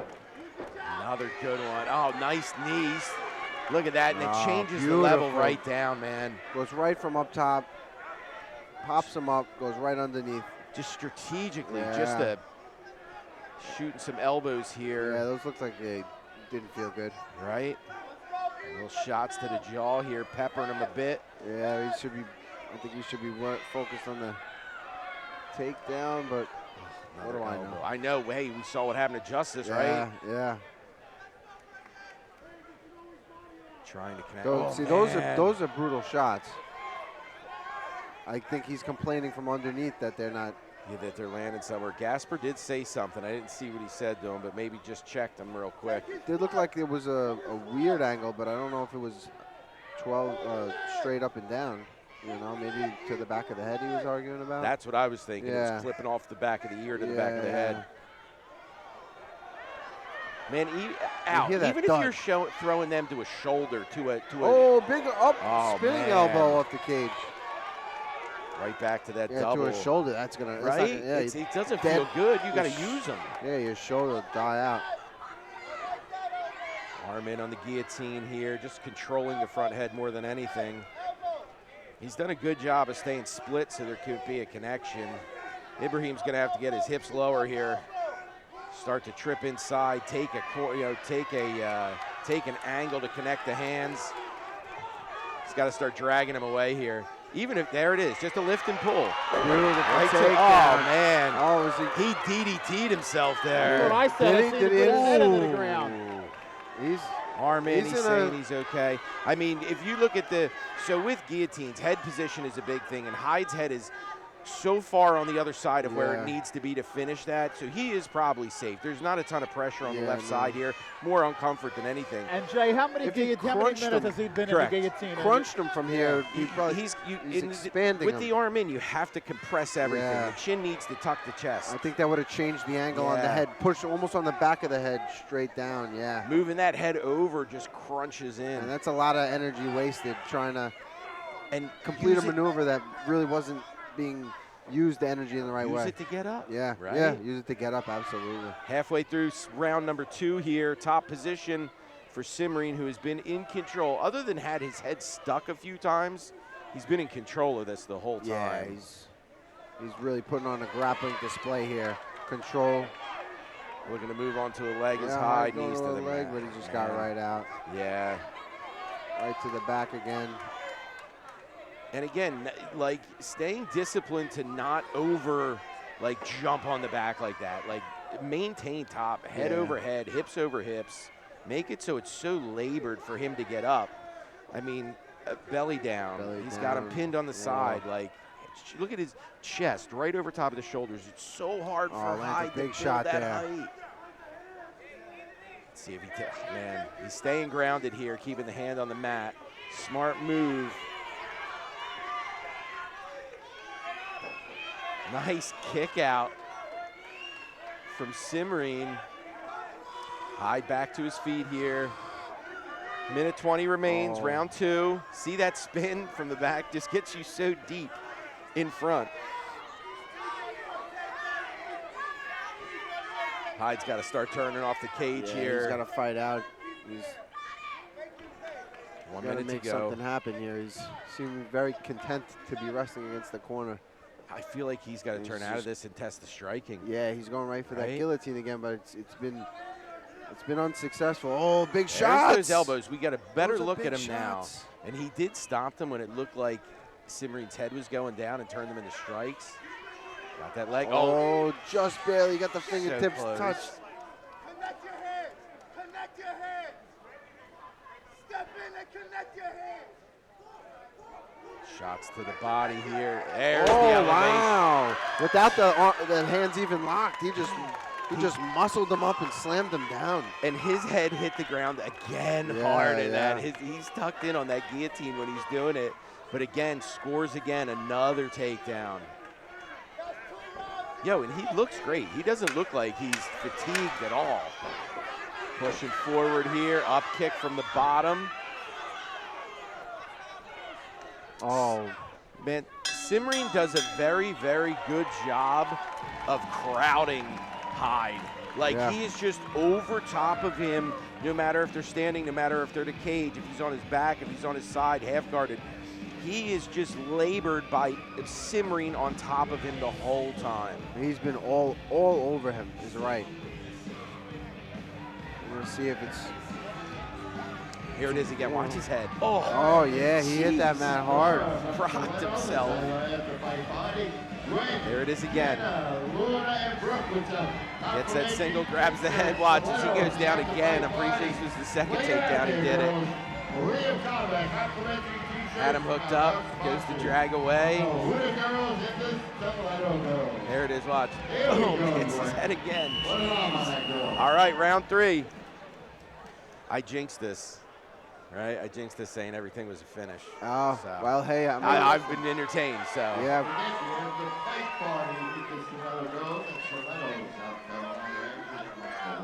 Here we go, round 3, final round of this bout. All right, Hyde Simreen, round 3. 10 minutes of torture from Simreen, right? Yeah. Oh, he goes for that up kick again, Oh, big nice knee. Hyde now in on a leg. Let's see how Simreen's guillotine is. Oh man, I'll tell you, that would have, if that landed square, that would have been that would have stung. Oh. Tries to go backwards with it. The cage saved him. Oh, nice pop with that right hand over the top. Yeah, again. Drops down. Hyde coming in strong on the grappling this round, but he can't stop here. Yeah, he can't stop He's here. got to lift it up. He's got to drive. Oh, nice. Pulls it into a half guard and right to a. He couldn't stop there. Mount, when he got that knee to the mat, he needed to get up and across. Yeah. Right. And to stall out there is what Simreen needed. He's already threatening with that right arm. He's already on the back. His glove is stuck. That's the only thing. All right, now it's free. He shook his head and he pointed towards one of his fans in the crowd. That right hand is deep. He's losing the hip angle a bit. If he could pull back to the other side, he might be able to slip that left hand behind or at least to connect real quick. Yeah, it seems like the angle's just a little bit off. If he could get him to the other side, it looks like he's trying to do it. These gloves definitely right now make it a little difficult to cross on a strangle, For but sure. that palm to palm where you put the forearm behind and the Hyde back. reverses him, gets back. Here we go. Up If to I'm the Hyde, top. you got to go nuts right now, right? No, Hyde did a good job that whole time of keeping the angle just a little bit off. It's a little angle that's had him, not in danger, and he was able to turn his back, get in, and now he's on top. He's got to do something here. He's got to posture up. He's got to break free, get a little bit of distance, and land some big punches, pass, and get a fight finishing sequence because he's down two rounds, and for the first time, he's looking like he's in a good position. Yeah, and 3 minutes to go here. And listen, right, Simreen on the bottom can kind of hold posture and ride this out for a minute or so, right? He's clearly won the first 2. I don't know that he's going to do that. Yeah. I mean, you'd want to be active on the bottom because anything can happen in this sport. But right now, look at this, turning away, head higher. Oh, he was waiting for that. He was waiting for one little mistake from Hyde. He smelled it out and he exploded right when the time was right. Back on top. Back to status quo. And Simreen's so active. He's got that in tight. Yeah, head and arm here. He's got that in tight. Hyde struggling. You see He's him? in good He's position. about to There tight. it is. Wow. Head and arm finish for the debuter from Animals MMA. The Butcher, Ibrahim Simreen. Front katagatame, as it's known in the jiu-jitsu world. Head and arm choke from Simreen.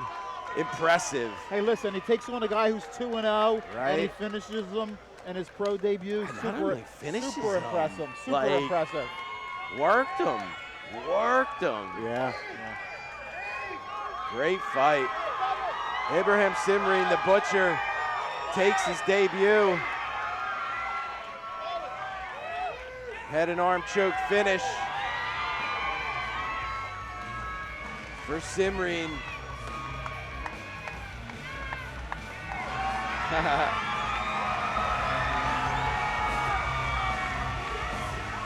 He brought a squad.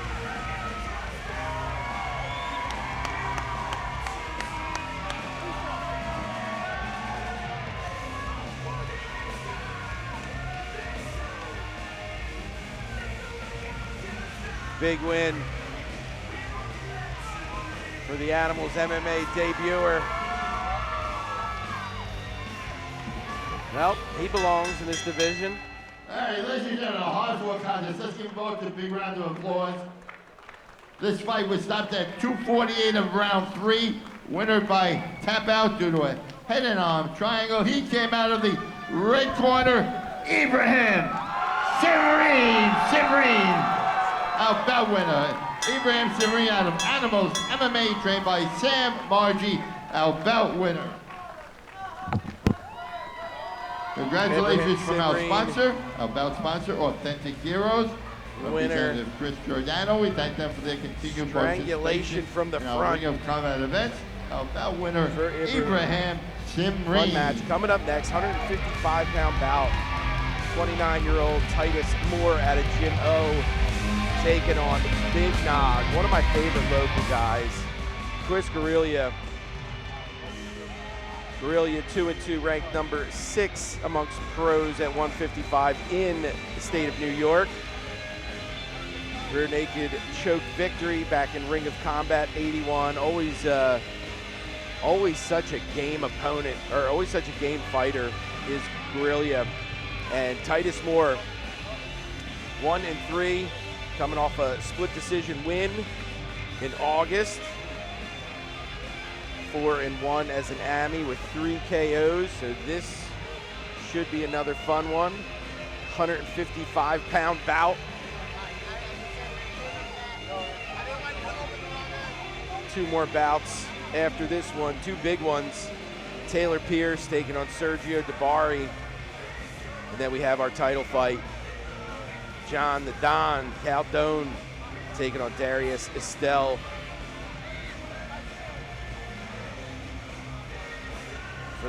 For the title. Yeah, something I like to see for the title fight. It's 3 5-minute rounds. If it goes to a draw, they will add an extension, 1 extra round if it does go to a draw, so that we know we get a champ tonight.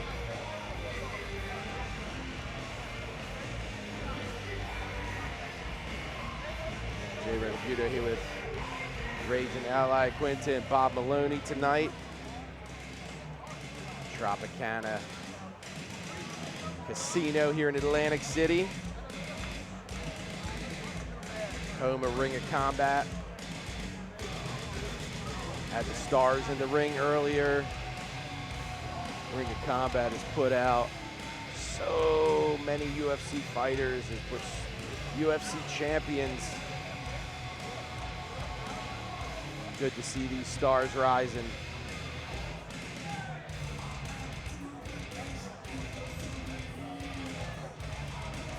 Entering the blue corner for our next bout, Titus Moore. Titus Moore, 29-year-old out of Gym O. 1-3 as a professional, split decision win back in August.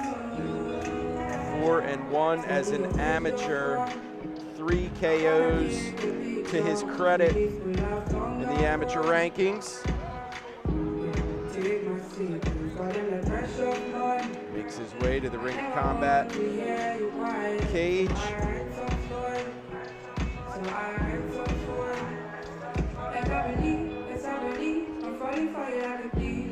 Jim O, always repping a few people at these Ring of Combats. His teammate Joe Selecki's on the card tomorrow night, the UFC card in Texas. Who does Selecki got tomorrow? Let's see, he's in Texas, Joe Selecki.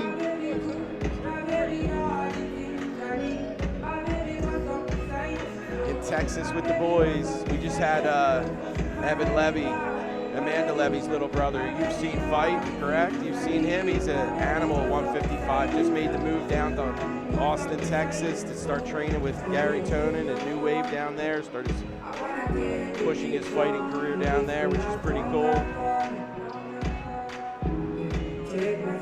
Black and gold trunks for Titus Moore.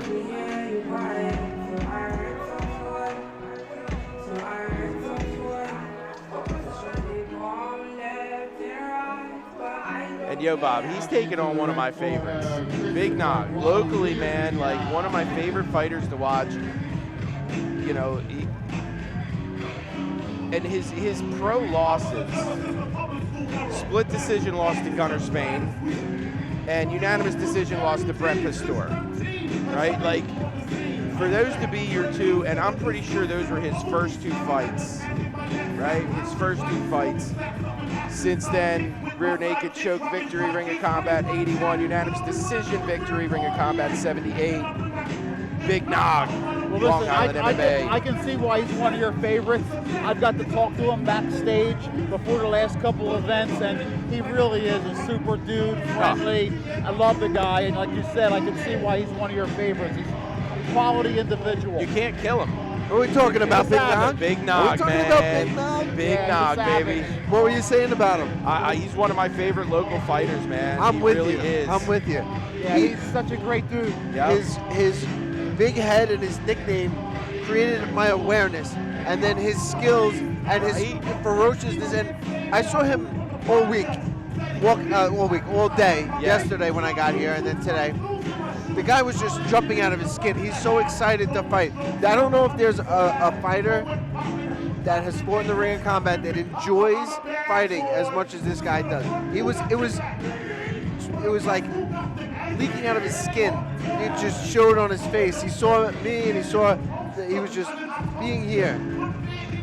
This guy loves to fight, and he is non-stop go, go, go after his opponent. And he is skilled everywhere, standing, on the ground, grappling, well-rounded. wrestling. He has some of everything. Big fan. Big Nog. Titus Moore. See if they can keep the streak alive. Finishes all night. This bout has a 156-pound weight limit, 3 5-minute rounds of mixed martial arts. The bout sponsors Stilettos of Atlantic City, and the referee is Gaspar Oliver. First from the blue corner, out of Gym O. He is self-trained, wearing the black and gold trunks. He weighed at 156.8 pounds from Charlotte, North Carolina. Welcome, please, Titus Moore! Titus Moore at a Gym O, black and Coming out of the red corner, from Long Island MMA, trained by Brian Michelino and Ryan LaFleur. Wearing the black trunks, he weighed at 155 pounds. From East Setauket, Long Island, here is Christopher Big Nog Guerrilla! Big Nog. Big Chris Guerrilla. Savage. He'll go He's deep awesome. if he needs to. Yeah. Yo, and we've seen him in bad situations and just come out swinging. Yeah. He had that split decision. Yeah. Gunnar Spain, which I don't know. I kind of Thought it would. Dude, that was the one I thought it was really the worst thought it was- decision yeah. possibly. It's one of the worst decisions. And then he we've came seen. back against a tough Alex Brown, won by rear naked choke. So he's on a hot streak here. And he is pressing. And this is what he does. hard. This is what he does. He grinds on you against the cage. He gets takedowns. He's just always moving, always doing something. Might not look like much, but he's wearing on his opponents the whole time. And he's pressing hard. You could see just in his stance. And awareness, too. You know what I mean? He's making sure that hand's in front to take any knees, hooks the leg. Hooked that leg. Looks like he was going to take him back there for a ride. Go and roll. I thought he was going to roll through, He was right too. there. Squares him up. He's got more pushing on the jaw there. Trying to control Hard that to move head. Big Nog. Yeah, it's hard to Right? move Big Nog. What did he do? He put that head right back in front of him. It's hard to find a training partner with a head like that to move. And look, he's got it far across, looking to and keeping control of the near leg, snatches that far ankle. And Moore's got to pay complete attention to that. Yeah. If he's got to those big shots right there.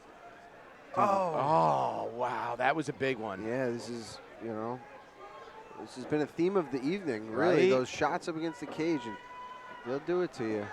Look at this. Could he spladle him here, Al? He's looking for the spladle. I don't Could know you? if he could do it right now. I don't know if he's going for that per se, but if he would have just hooked that leg right there, it was kind of right there for him. Jay was literally going to jump out of his pants if he would have finished There with would that. have been a spladle. Oh, he's got there's those them elbows again, hands man. locked behind the butt. You Big saw some position. urgency. Yeah. Right? As soon as that second one hit, there was some urgency. Look at that. How smooth to the back.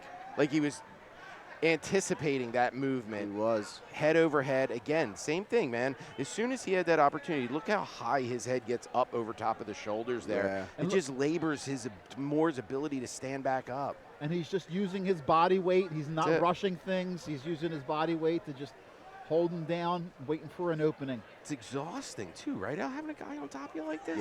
Yeah. No, this is what he does. This is what Chris Guerrilla does. He just wears on you the entire time, and before you know it, the bell's rung and you get up and your arms are heavy from holding yourself up and trying to push up and get him off of you, but he just keeps coming and keeps coming right here. That's a big energy, and Chris goes right down to the leg again, so a big energy to get back up to your feet, carrying Chris on top of you, and he just drops right down, and I have a feeling he's going to go for that same thing, locking that leg. And Kimura crucifix maybe for him? He might lock this up. Jay's over here looking for exotic submissions. I love it. He wants to see something we haven't seen before. And what does Guerrilla do? Gets those hips nice and high so that now, because he can't labor him from the top half of the body, he's going to labor the lower half of the body, right? Yeah, he's just driving him down, wearing on him. And all Moore can do is just slowly try to work his way to the feet, exhausting himself. And then you do that, and he shoots right back up. Right again. So he used all that energy to get back up. And he's going to pull the legs right look back. At all the weights There on it his is hand again. right now. His arm's filling up with blood. Just lactic acid build up in your arms just from trying to get this guy off of you. And you really have to throw him off and create space. No one's. I'm guessing because no one's really done it yet. Good job wrapping up the legs now. And I'll tell you one big thing, man, here for Moore is that he has not conceded position yet. He's spent 4 minutes not conceding position. Hard thing to do. Yeah, and again, uses that body nice lock. Power twist to the bottom. On top now. And again, he's got him kind of like. I love this here. No mount, leg pinning, leg riding, right? It's so much more difficult when those legs are together. Now he'll move up to the mount here. But see, this is where you'll allow him to be able to use the feet to move. Once he's pinning them. Those legs are handcuffed together. Now he's sliding up into the mount. Guerrilla postures, gets that arm free, stays mounted here. 25 seconds remain. Let's see if he can rain down. Look at that. Oh. He was about to do that. Derek Lewis, just stand up, man. Yeah, he tried it, but against a guy like Chris, you're going to have to come with a little more technique or a little more strength. Yeah. Oh, did he get past there? Not that it matters, but stays in the guard here. We will see round number 2. Titus Moore, big nog. Let's see Titus Moore. Let's see Titus Moore getting up here. Guerrilla, you're in the gym, right? Look at his right arm. With his arm, yeah. Right arm, something's definitely up. It might be out. Really? Okay. He's going to try to. You could tell he's trying to act like it's not. The inspector's looking at him closely. Very closely. Referee Gasper Oliver's kind of checking it out, seeing what's up. Oh, you can tell he's in pain, man. Yeah, he's in wincing. pain. That shoulder might be out. Yeah, he's got something going on there. It's going to be interesting to see. Doctor The doctor's in. Doctor's in. Hooters girls are in. Create a distraction. Everybody's in.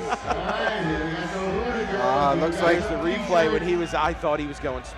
Yeah, and look at that. Yeah, Guerrilla just powers through I that think single. this doctor's looking at this closely. They're asking him to do a couple things that I don't know if he's capable of doing. He can't get that arm might over be- his head. Oh my God, this is incredible. What a show. They're going to let him go. They're going to let him go. I- Let's I- see this. Chris- How's this going to work? Chris is the guy in the gym where you're looking like, hey, I need a second round not to get killed too bad, in the gym, and then here comes Chris Neglia, you know what I mean? It's like no rounds off. Yeah, no, this Came in with that left. I don't think he's going to be throwing that right much. You it see looks him like just he's fainting doing good it. with it, though. I mean, that might be trying to mask it, maybe, to yeah, not seem like it's so bad. He's from the southpaw stance, so his rear. Oh, he's using nice all his body rear kick. weapons.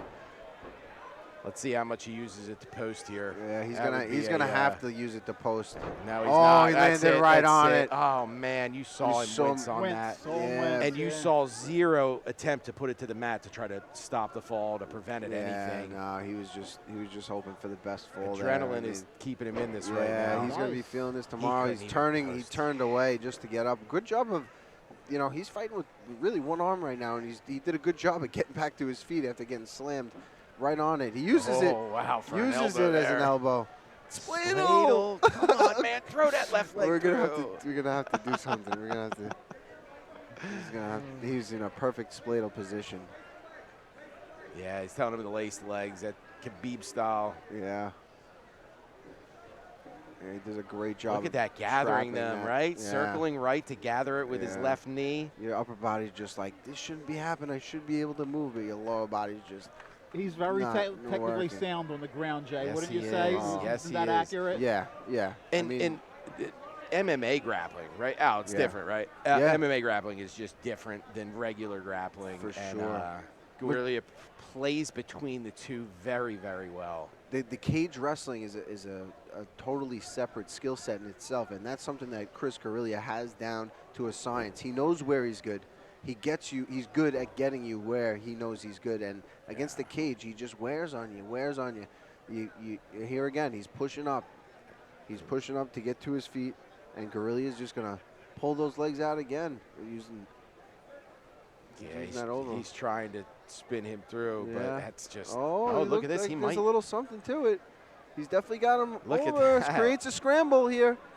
Comes up to the double. Deep hands double. locked. He lifts him, And takes look him at down. this. Wow, Titus Moore, very impressive. Yeah, sir. Titus Moore. Especially knowing that right arm is bum right now. I was kind of counting him. I wasn't counting on an escape like that in the situation that he's in with the shoulder.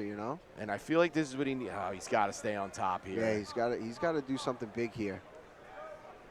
He's got to change the narrative of this fight and this exchange, you would think, because it's been all Guerrilla wearing the whole time. This is his position to get a little bit of that back. And we're halfway through the second, so he's got time, right? He's Yeah. got time to come back with this. I'd kind of like to see him drop down to the legs again and do what Yeah. Guerrilla what he's been Right? doing. Because right here looks like Guerrilla, he can fight the hands, and he's battling back to a neutral position. Goes for that Steps over. across. Got the front headlock. And again, I'm And trying to shoots look right at the in. activity on this right arm, and it's.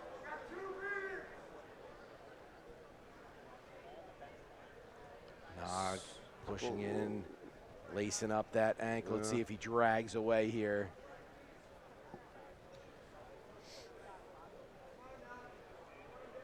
He's got a little lock under the shoulder that might have been preventing Guerrilla from pulling it out.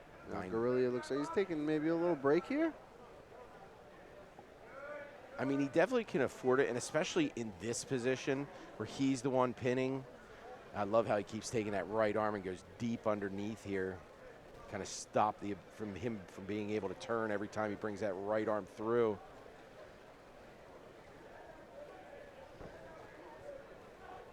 Again, just keeping Moore pinned here.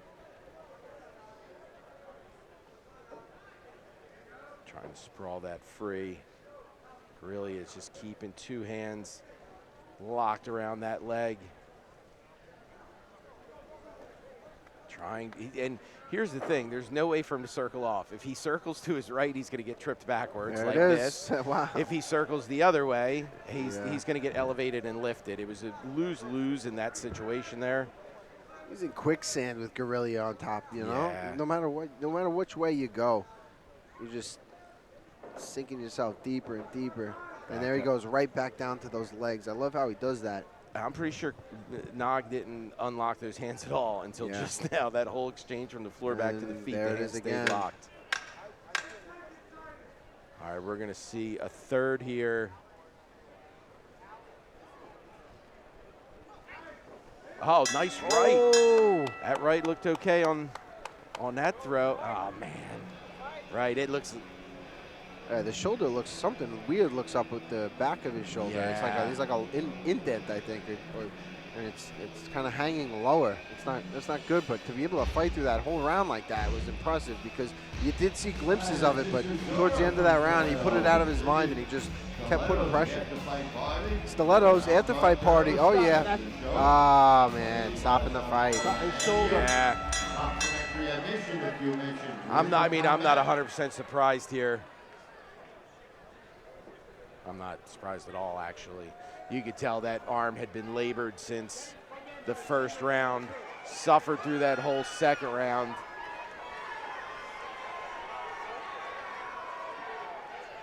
Suffered through that whole second Hey, listen, round. I'll give Titus more credit. Oh, Listen, my gosh, he that never first stopped. round, the first round, we saw him, Yeah. and he continued to fight. He easily could have stopped fighting after the first round. He fought that whole second round, and he performed well. He probably lost And the round. never but with a bad conceded shoulder. position, but No. he never conceded a position, even with that. Yeah, no matter what happened, he was fighting to get to his feet. He was fighting to get out the whole entire time with the shoulder like that.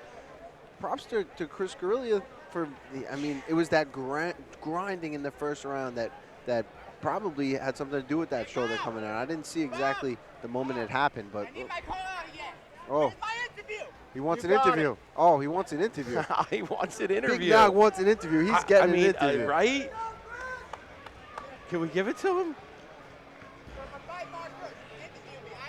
We got to get him an interview. How do we do this? You, right? We got to Can make you this just happen. Go do it. Just go ask for a microphone. Just bring Can the we get mic a in. microphone. Go get one. Yeah, he's got one. We need a mic. Yeah, let's give Big Nog an interview. Big Nog wants. Big Nog gets. TKO due to a doctor's stoppage. He came out of the red corner. Christopher Big Nog Guerrilla now winner. Big Nog, Chris Guerrilla out of Long Island MMA moves to 3-2. For this interview, he's got 3 wins in a row. We were over there talking superlatives about you. 2 wins. I got 2 wins. Even though my 2 fights ago I thought I won, it's 2 wins. Well, listen, you've been impressive, super impressive. Anybody who gets in here with you is in for a dogfight. We're talking about it over there. I hope you get a title fight soon. You deserve it. Chris, you've been kicking ass. You're fun to watch. You're a monster. Thank you, but first everybody, it's not the performance I wanted. I respect the fucking fighters more. Also, for Ryan LaFleur, my guy holding the camera, Brian Michelino, Kevin Coyne, great team, probably all my teammates at Long MMA. I fucking love you. I appreciate all of you. For Big Nog, Chris Guerrilla! Big Nog, Chris Guerrilla, winner, doctor stoppage, end of round 2. Calls for the interview. Gets an interview. Right? We were scrambling for a mic. That was awesome. How cool was that? I was like, what is he screaming at? I thought he was screaming. I didn't know what he was doing. I didn't know what happened. I was scared. He wanted, right? I thought he was yelling at us. I thought I was involved in the. He was saying, I want Iaquinta next. No. Hey, listen, that's a first for me, guys. I was called out from the commentary table. Yeah. I said, get in here and give me a goddamn interview. And guess what, Big Nog? I don't want to fight you, so I'll get in there and get you the interview. Without skipping a breath, you were in there. Right? The stud you are. Hey, listen, Al, one thing I learned in this sport, right? You stay good with the fighters. Everybody else, the hell with them. You know what I'm saying? You stay on the fighters' good side. No, that was so much fun. What just happened? That was incredible. Big Nog. After we were hyping him up too, right? Yeah, no, Cool. I got to be honest with you. He's one of my favorite people to watch in the ring of combat. You know, he's entertaining. He brings great energy, and when he's in there, it's nonstop.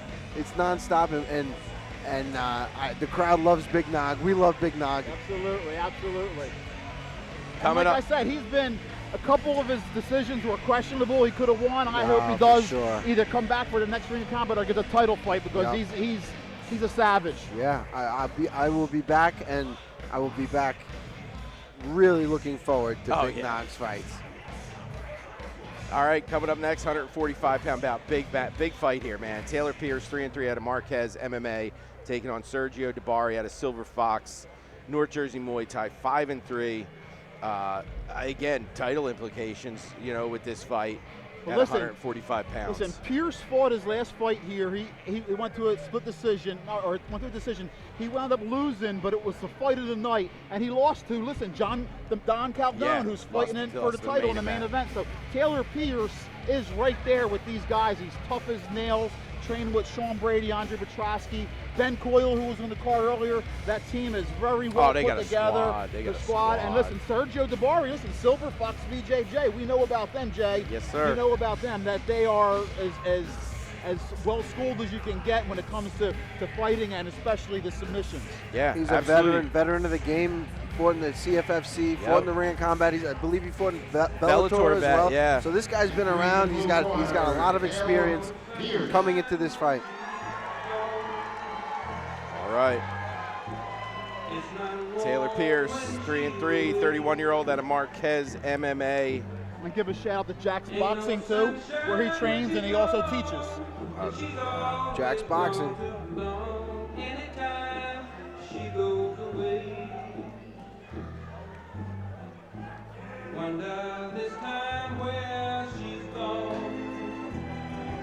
Great song. Right. Great walkout song. After the fight, he's like looking. After the fight, he's looking for me. He's like, "Give me my."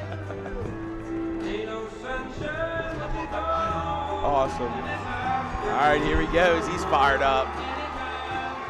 Marquez MMA's Taylor Pierce.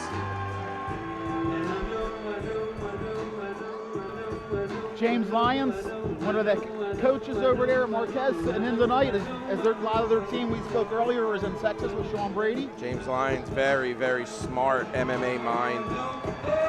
Does a very good job as a corner and coach for these fighters.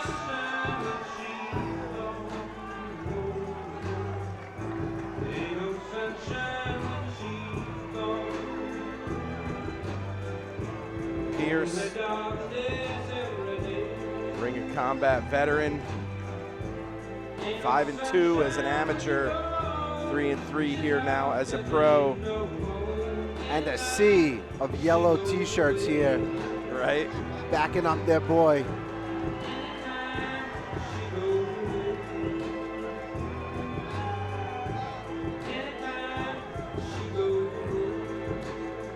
Yeah, there's an energy in this arena right now, I tell you. Enter Taylor Pierce. All right, let's get his opponent in here, Sergio Dabari, 37-year-old out of Silver Fox BJJ, North Jersey Muay Thai, 5-3 record as a pro, currently ranked number 12 in New Jersey amongst 145-pound pro fighters. Into the ring corner, Sergio Dabari.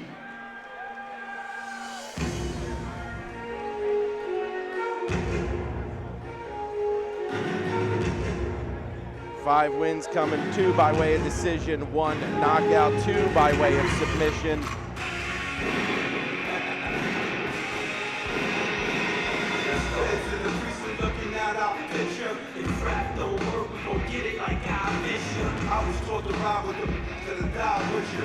Pierce starting to sing the other walkout song. He's starting to sing Dabari's walkout song. Dabari coming out in the gi. 2nd degree black belt under Carol Prabeck.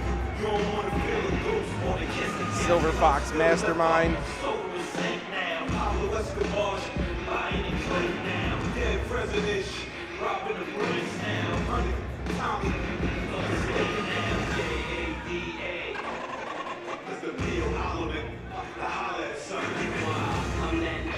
Big fight here for the 145-pound division in Ring of Combat. Black trunks for Dabari.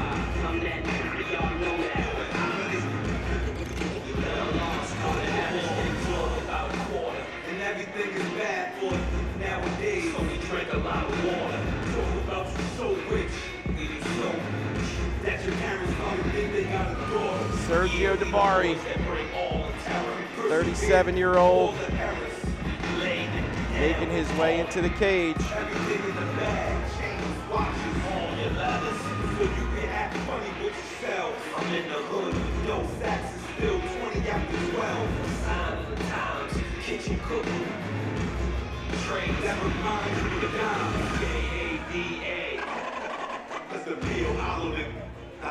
All right, here we go. Dabari, Pierce. Guys, we got 15 minutes to figure this thing out.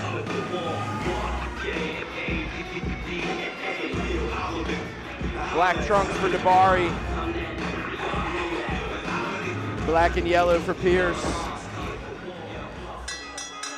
Ladies and gentlemen, this is our co-main event. 3 5-minute rounds of mixed martial arts. 145-pound weight limit in the featherweight division. The bout sponsor is Star Labs, and controlling the action in the middle of the ring is Giovanna Scano. First from the blue corner, out of Marquez MMA, trained by James Lyons. Wearing the black and gold trunks, he weighed at 145.4 pounds. From Newark, Delaware, welcome please, Taylor Surtees Pierce! Taylor Surtees Pierce, 3-3 out of Marquez MMA. Coming at him from the red corner, out of Silver Fox BJJ and North Jersey Muay Thai. Trained by Carl Probeck. Wearing the black trunks, he also weighed at 145.4 pounds. From Saddlebrook, New Jersey, here is Sergio Dabari!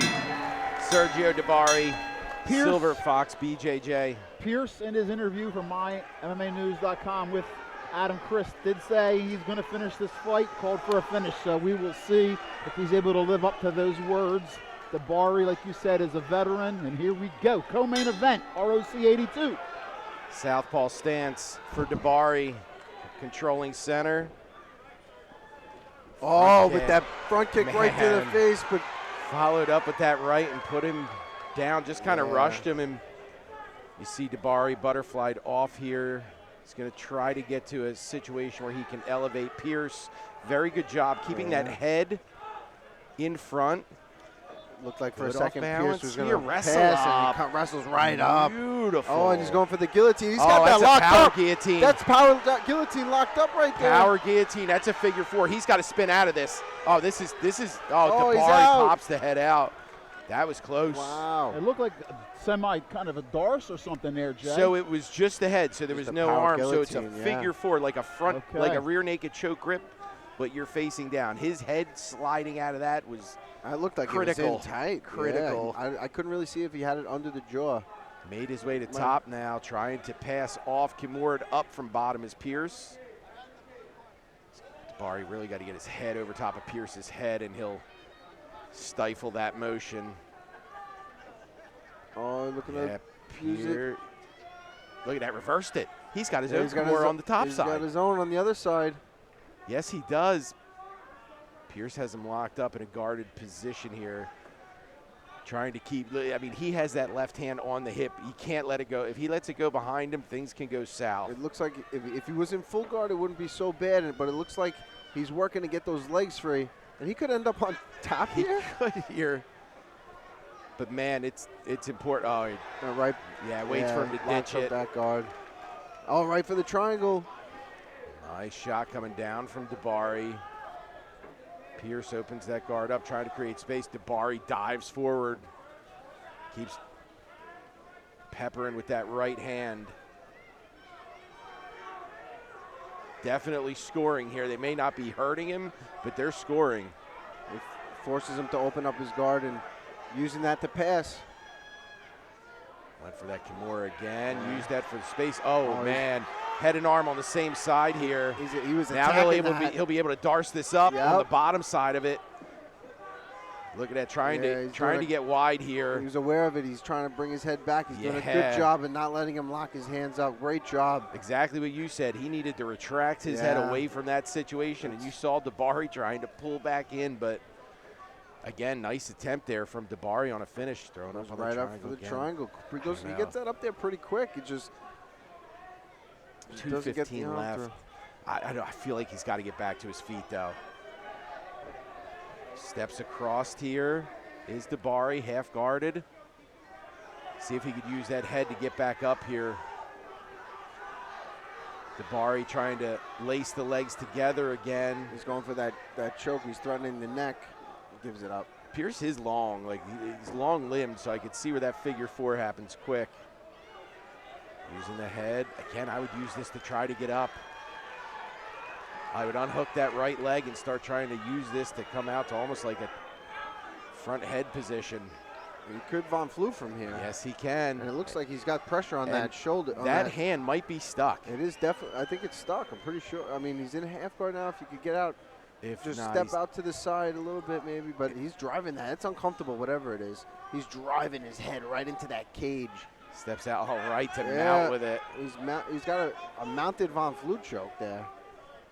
Is he just holding? I don't know if the arm's trapped or if he's just holding. He was just holding it. Oh, head and arm choke. A head and arm. He's got the angle now. Flattens him out here, half guarded, but it's squeezing. That's tight. And we got a minute to go here. Oh, he's turning in. He's mounted. Oh, he gets the tap. Wow, that was strong. Wow. Strong. Sergio Dabari, Silver Fox BJJ adds his third submission finish to his record. Head and arm choke, front Katagatami from the Silver Fox second-degree black belt. Great display of grappling in that Sergio one. Dabari, oh, We've very had good. everything tonight. Yo, and he started that from like a very traditional butterfly guard sweep to get to top. Yeah. Was working that Dars through. We Very saw nice so work. much back and forth here in that grappling exchange. Big win too. You know, Huge win over win Taylor against a Pierce. tough guy. Yeah, that's here it was again. This position here, yeah, that keeping in that spot allowed that head and arm to set up. And as soon as he had the opportunity, he connects those hands. Once he lets the arm go and brings his arm up, he switches right over to that head and arm. Man, Beautiful. like he was just waiting for it to happen the whole time. Yo, and having him pressed up Right against there. the cage. And having him pressed up against the cage and from the mount. That's a lot of strength. You got to squeeze. There's not. There it was, right there. Out by way of a head and arm triangle. He came out of the red corner. Sergio Dabari out winner. Sergio Dabari out of Silver Fox BJJ takes it. Head and arm choke, front Katagatami finish Sergio, beautiful performance. for the second-degree black belt. Submission attempts. You finally snuck that head and arm choke in there. Talk me through the finish because you were working on a Von Flue. You were working on a couple things, and then you finally got that finish. It was beautiful work. Thank you. Yeah, he was doing a really good job at attacking my head and keeping me conscious of what he was doing. So I had to check what he was doing, kind of start to counter him because he was grappling more than I thought he would. But I set it up, and I was looking for a chain of submissions and essentially kind of walk him down the narrow hallway until he gave me what I wanted. Well, you told the story tonight. It was beautiful work. Great to see you do your thing. Jiu-Jitsu. Sergio Dabari. Give it up, Sergio Dabari! Sergio Dabari out of Silver Fox. Thank you, and congratulations from our bout sponsors. Winner of the co-main event here tonight. Divino, our bout winner. Sergio Dabari out of Silver Fox BJJ and North Jersey Muay Thai. Walk him down We the thank narrow Matt Divino hallway for his continued until he gives me participation what as I a want. sponsor. That's it. Star That's it. Labs of New And Jersey. that's exactly what it looked like. You know,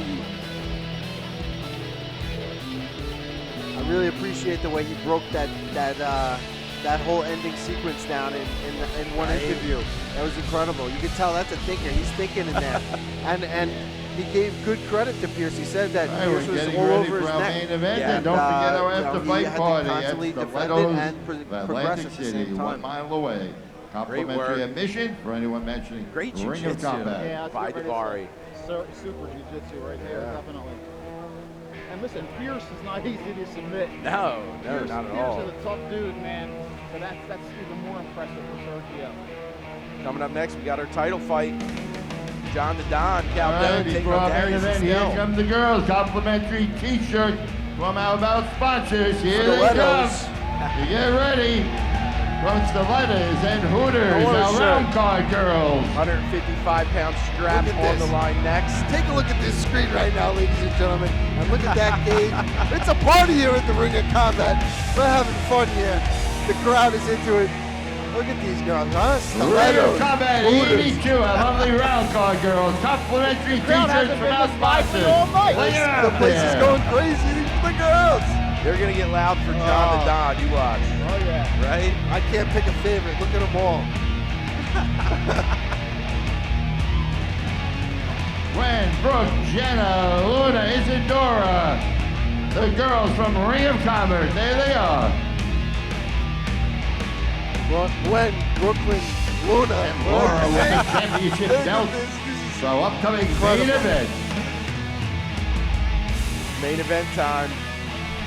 Ring of Combat 82. Jay out and Bob here. Live from the Tropicana. Fun belt. night of fights. All finishes. All finishes. Nothing has gone the distance yet. We got the title fight coming up. The Ring of Combat title. You're fighting for something that is a huge thing in the sport of Ladies mixed and martial gentlemen, arts. turn your attention to our screens for a video previewing our main event.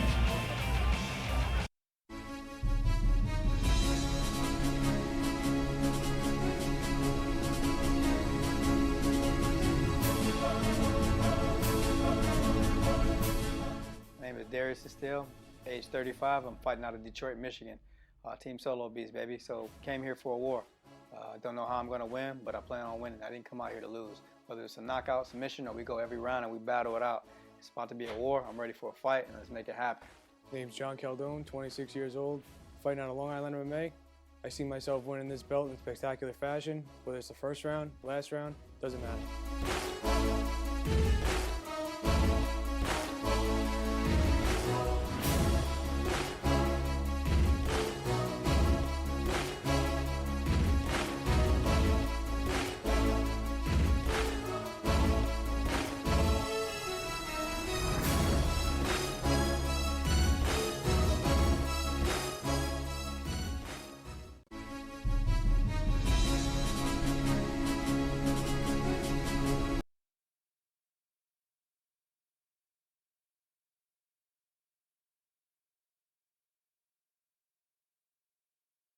Listen, we've seen Darius Estelle go the distance with Armando Gesture, so we know that he's got a motor, and we know he's got a heavy chin, he's got a hard chin, he's got a lot of heart, and he's talented. 7-5 as a pro, and a lot of those 5 were against top competition. All of those top 5 really were against top competition. So this is a huge test for John Caldone.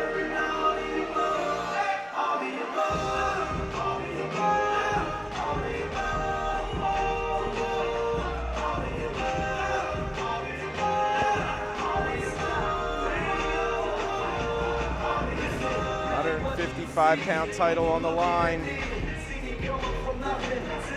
Estelle makes his way to the cage.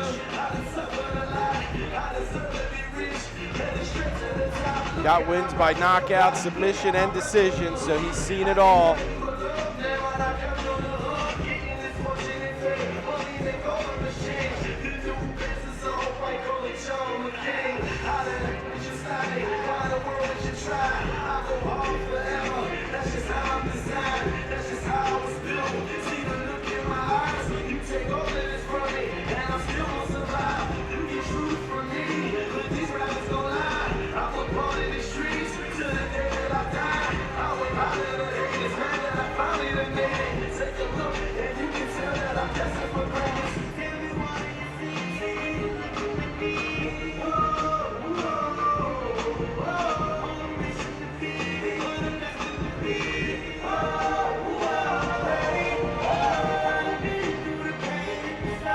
Team Solo Beast, Darius Estelle, 35-year-old. Makes his run around the cage here. 3 5-minute rounds. Yeah. Got a motor backyard right now. Got Gotta go home and mow the backyard tonight. Oh my.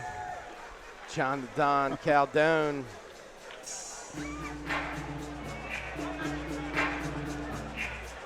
Vanilla Ice. Oh, shit. John the Don Caldone, 26-year-old out of Long Island MMA, 5-1 as a pro, 5-time Ring of Combat veteran. Coming out looking like Apollo Creed. John Caldone comes in 5-1 as a professional. There's one loss to Anthony Delemy, another Long Island guy. John Caldone coming in 5-1. He's right there. He wins the Ring of Combat title. You've seen the guys that have won the Ring of Combat title and then what they can go on to do, and he knows that. He knows that coming into this fight, grabbing that title belt, raising it above his head. That'll put him right there to the next level. It gives you that opportunity. You're on the short list. Somebody pulls out a fight, they do a contender series fight, you're right there. With a record like that, he bumps that up from 5-1 to 6-1 right here in this fight, grabs the belt, and he's on the short list to the UFC. John the Don Caldone. Darius Estelle. 3 5-minute rounds. If it goes to a draw, there will be a fourth. Yes. And we've seen that. We've seen that here in the Ring of Combat. What a way the fight goes. Ladies and gentlemen, this is our main event. Brought to you by former world kickboxing champion Lou Neglia and Frankie Perez's Dead Series Promotions. In association with our bout sponsor, Legends Mortgage Funding. 3 5-minute rounds of mixed martial arts extension round if necessary. 155-pound weight limit for the vacant Ring of Combat Lightweight Championship. This bout is sanctioned by the New Jersey State Athletic Control Board. Commissioner Larry Hazard Sr., Board Chairman Tony Orlando, Board members Stephen Katz and Gene Mulroy. The assigned judges are Adrian Castro, Dave Torelli, and Mamuna Guarino. Controlling the action will be Giovanna Scano. And now, for all of our fans at the Tropicana and our viewing audience on MaybachTV.com for the Ring of Combat Lightweight Championship, let the fight begin! Introducing first from the blue corner, out of Team Solo Beast, trained by Justin Flood, wearing the black and white trunks, he weighed at 155.4 pounds. From Detroit, Michigan, welcome please, Darius King Solo Beast Estelle. Darius Estelle in the black trunks. Ready for battle out of the red corner from Long Island MMA, trained by Brian Michelino. Wearing the red, white, and blue trunks, he weighed at 155 pounds. From Massapequa, Long Island, here is John the Don Caldone! Places fired up for the Don. Dude, he's coming in with the energy of a superstar. Right? He looks loose. He's got a great nickname, too. Love it. Yeah, he's got it all right now. But Puts listen, this together here. He's going to need a good performance because Estelle is no joke. Here we go. This is main event, ROC 82. Estelle's a big 55, right? big. Maybe? Comes right after him. Lands a couple good shots there. He's trying to overwhelm him quick. Caldone from the southpaw stance switches now back to orthodox. Staying real tight with the hands here is Estelle. Going low on the body. Mixing it up. Big looping left from Caldone. Oh, nice. Left hook right hand by Caldone. Yeah. That hurt over here. You know, he got out of the first, he got the leg up on that first attempt at the low kick from Caldone, but that second one landed. Nice push kick there. Again with the... See Estelle too. He's done it a few times where he's just trying to throw that backhand back. Man, the evolution of the leg kicks have just exploded. They can be brutal. Man, you get good at them.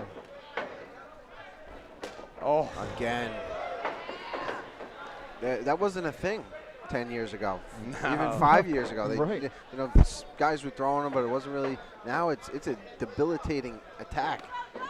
Man, they're connecting hard. Yeah. It's a game changer. Absolutely. He's already marked up on. He's already marked up on his legs. Both of them look like they got shiners already. Big right. And you start thinking about the legs. That's when the hands come into play. Kick to the body. Might be trying to get them hands lower. Nice kick again from the outside by Caldone. Still trying to kick of his own. Doesn't seem to have the same pop on it. Oh, big right hand by Estelle lands.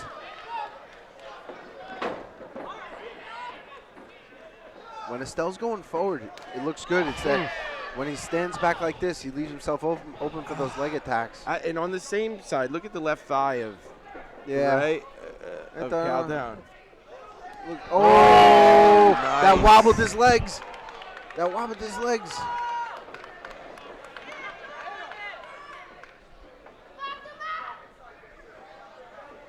I thought Caldone after that kick should have put a little more pressure on. Oh, it lands and wobbled him again.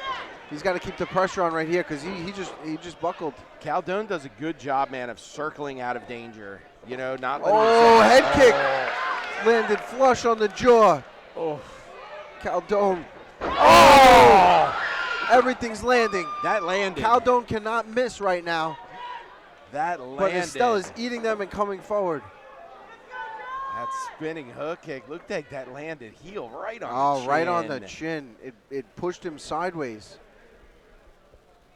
Right after the shin right to the jaw. I mean, if you're Estelle, you're going to be like, this guy's throwing everything. Yeah. And you don't know what's coming at you. You're just like, what the hell? You know, it comes from this angle, and it's spinning around, coming from that angle. Nice. Caught Good that job leg. with the takedown there. Look at that. He's trying to overwhelm him quick. Caldone, again, makes a great decision. Right Get back up, get right to the fence, slow this down. Right back up, working on the hands right there, doing the right thing, looking to turn in, and he does. Good release, too, by Estelle. Catching a few big while he left hand to the body. pushes out. Moves southpaw. Does Estelle. Oh, minute 15 remains here in round one of this 155-pound title fight. That crack of that low shin kick, it's like an ankle kick. It just, you hear bone on bone. It hurts me just listening. And there was quite a few of them, too. Yeah, he's landing them. Estelle's doing a decent job of getting his leg out of there, though. Just kind of like, oh, it lands a shot right there, does Estelle. Now Caldone, southpaw stance, switches back orthodox. Estelle does the old, look it over here, boom. Oh. The leg kicks in this fight are just insane. These guys are going to be limping around for a little bit after this one, I got to think.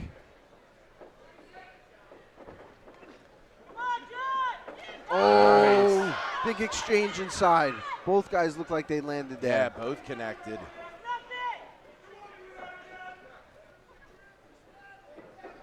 Big looping left from Caldone.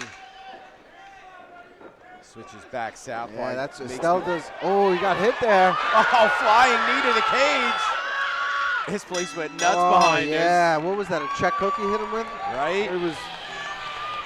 I'm looking forward to see some replays from that round, fellas. I was just about to say, Estelle does a great job when he's coming forward, throwing punches, landing, and just when I said that, I don't know what he got hit with, but he got hit with something on the way in.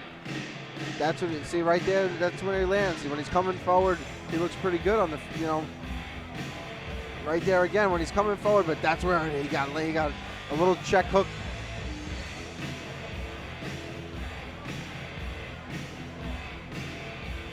Here we go. I want to see the head kick. Show me the head kick. That hook. I want to see that hook kick. When he does, that's the head that kick. That hook kick in the beginning came was right nice. after. All right, action-packed round one. We head to round two. What a fight here for that Ring of Combat title.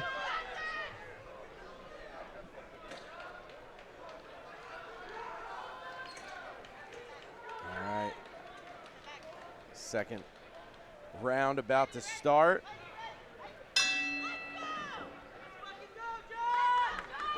Man, Oh, same coming thing like right the first forward. round. Just tries to overwhelm him immediately. Big left again, swing and a miss. Yeah, if he can keep doing that, the more he's doing that, the better he's. As long as he can keep aware of that counter. Oh, almost like Machida, right, where he would come in and, you know, 3-4 strikes back right out. Blitz you, but he That's would do a lot more movement. Oh yeah, you know, and then he'd karate, blitz yep. in. Estella's kind of stationary, and then he'll just come forward with 3 or 4 or 5 straight punches. Caldone circles, moves. Nice big head head kick again. Good head movement by Caldone on that one, because that right just missed. He came back with a counter too that just missed. Yeah. We're seeing High some kick blocked. Slow kick again. Swing and a miss from Estelle. Trying to answer back on that low kick. Yeah, Caldone was kind of circling away from it, so he kind of didn't have the angle. Slipped a little bit. And low kick here. 3.5 remain. Oh, there it was. Just hit his shoulder. That thing's got some power on it. Good follow through on that spinning back fist, but nothing lands.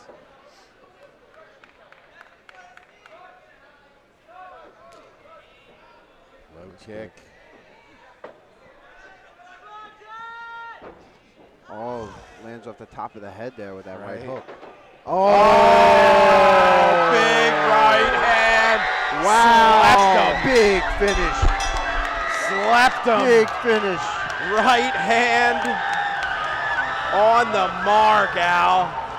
On the mark. That was 155-pound champion John the Don Caldone out of Long Island MMA with a right hand of dynamite. Puts Estelle flat to the mat. Here it is. Here's this replay. Let's see this right. He lands one first, I think. Lunges in, There it clips was off him. the top of the head. And he just, boom. There it is. Wow, well placed. Fade away. That was beautiful. Fade away, looping right, but just hits that shutoff switch. Oh, that was a perfectly timed, perfectly placed punch. John Caldone is here, ladies and gentlemen, the Ring of Combat champion. Man, and so much he does well, you know, like circling off defensively, you know what I mean? Just does so much correctly. John the Don Caldone,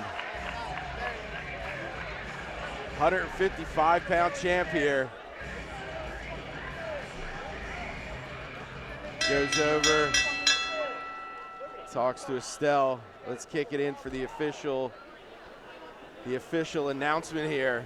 Ladies and gentlemen, this bout was stopped at 1 minute and 53 seconds of round 2, winner by knockout by way of a head kick. He came out of the red corner, our new champion, John the Don Caldone! As you can hear, Caldone brought some people.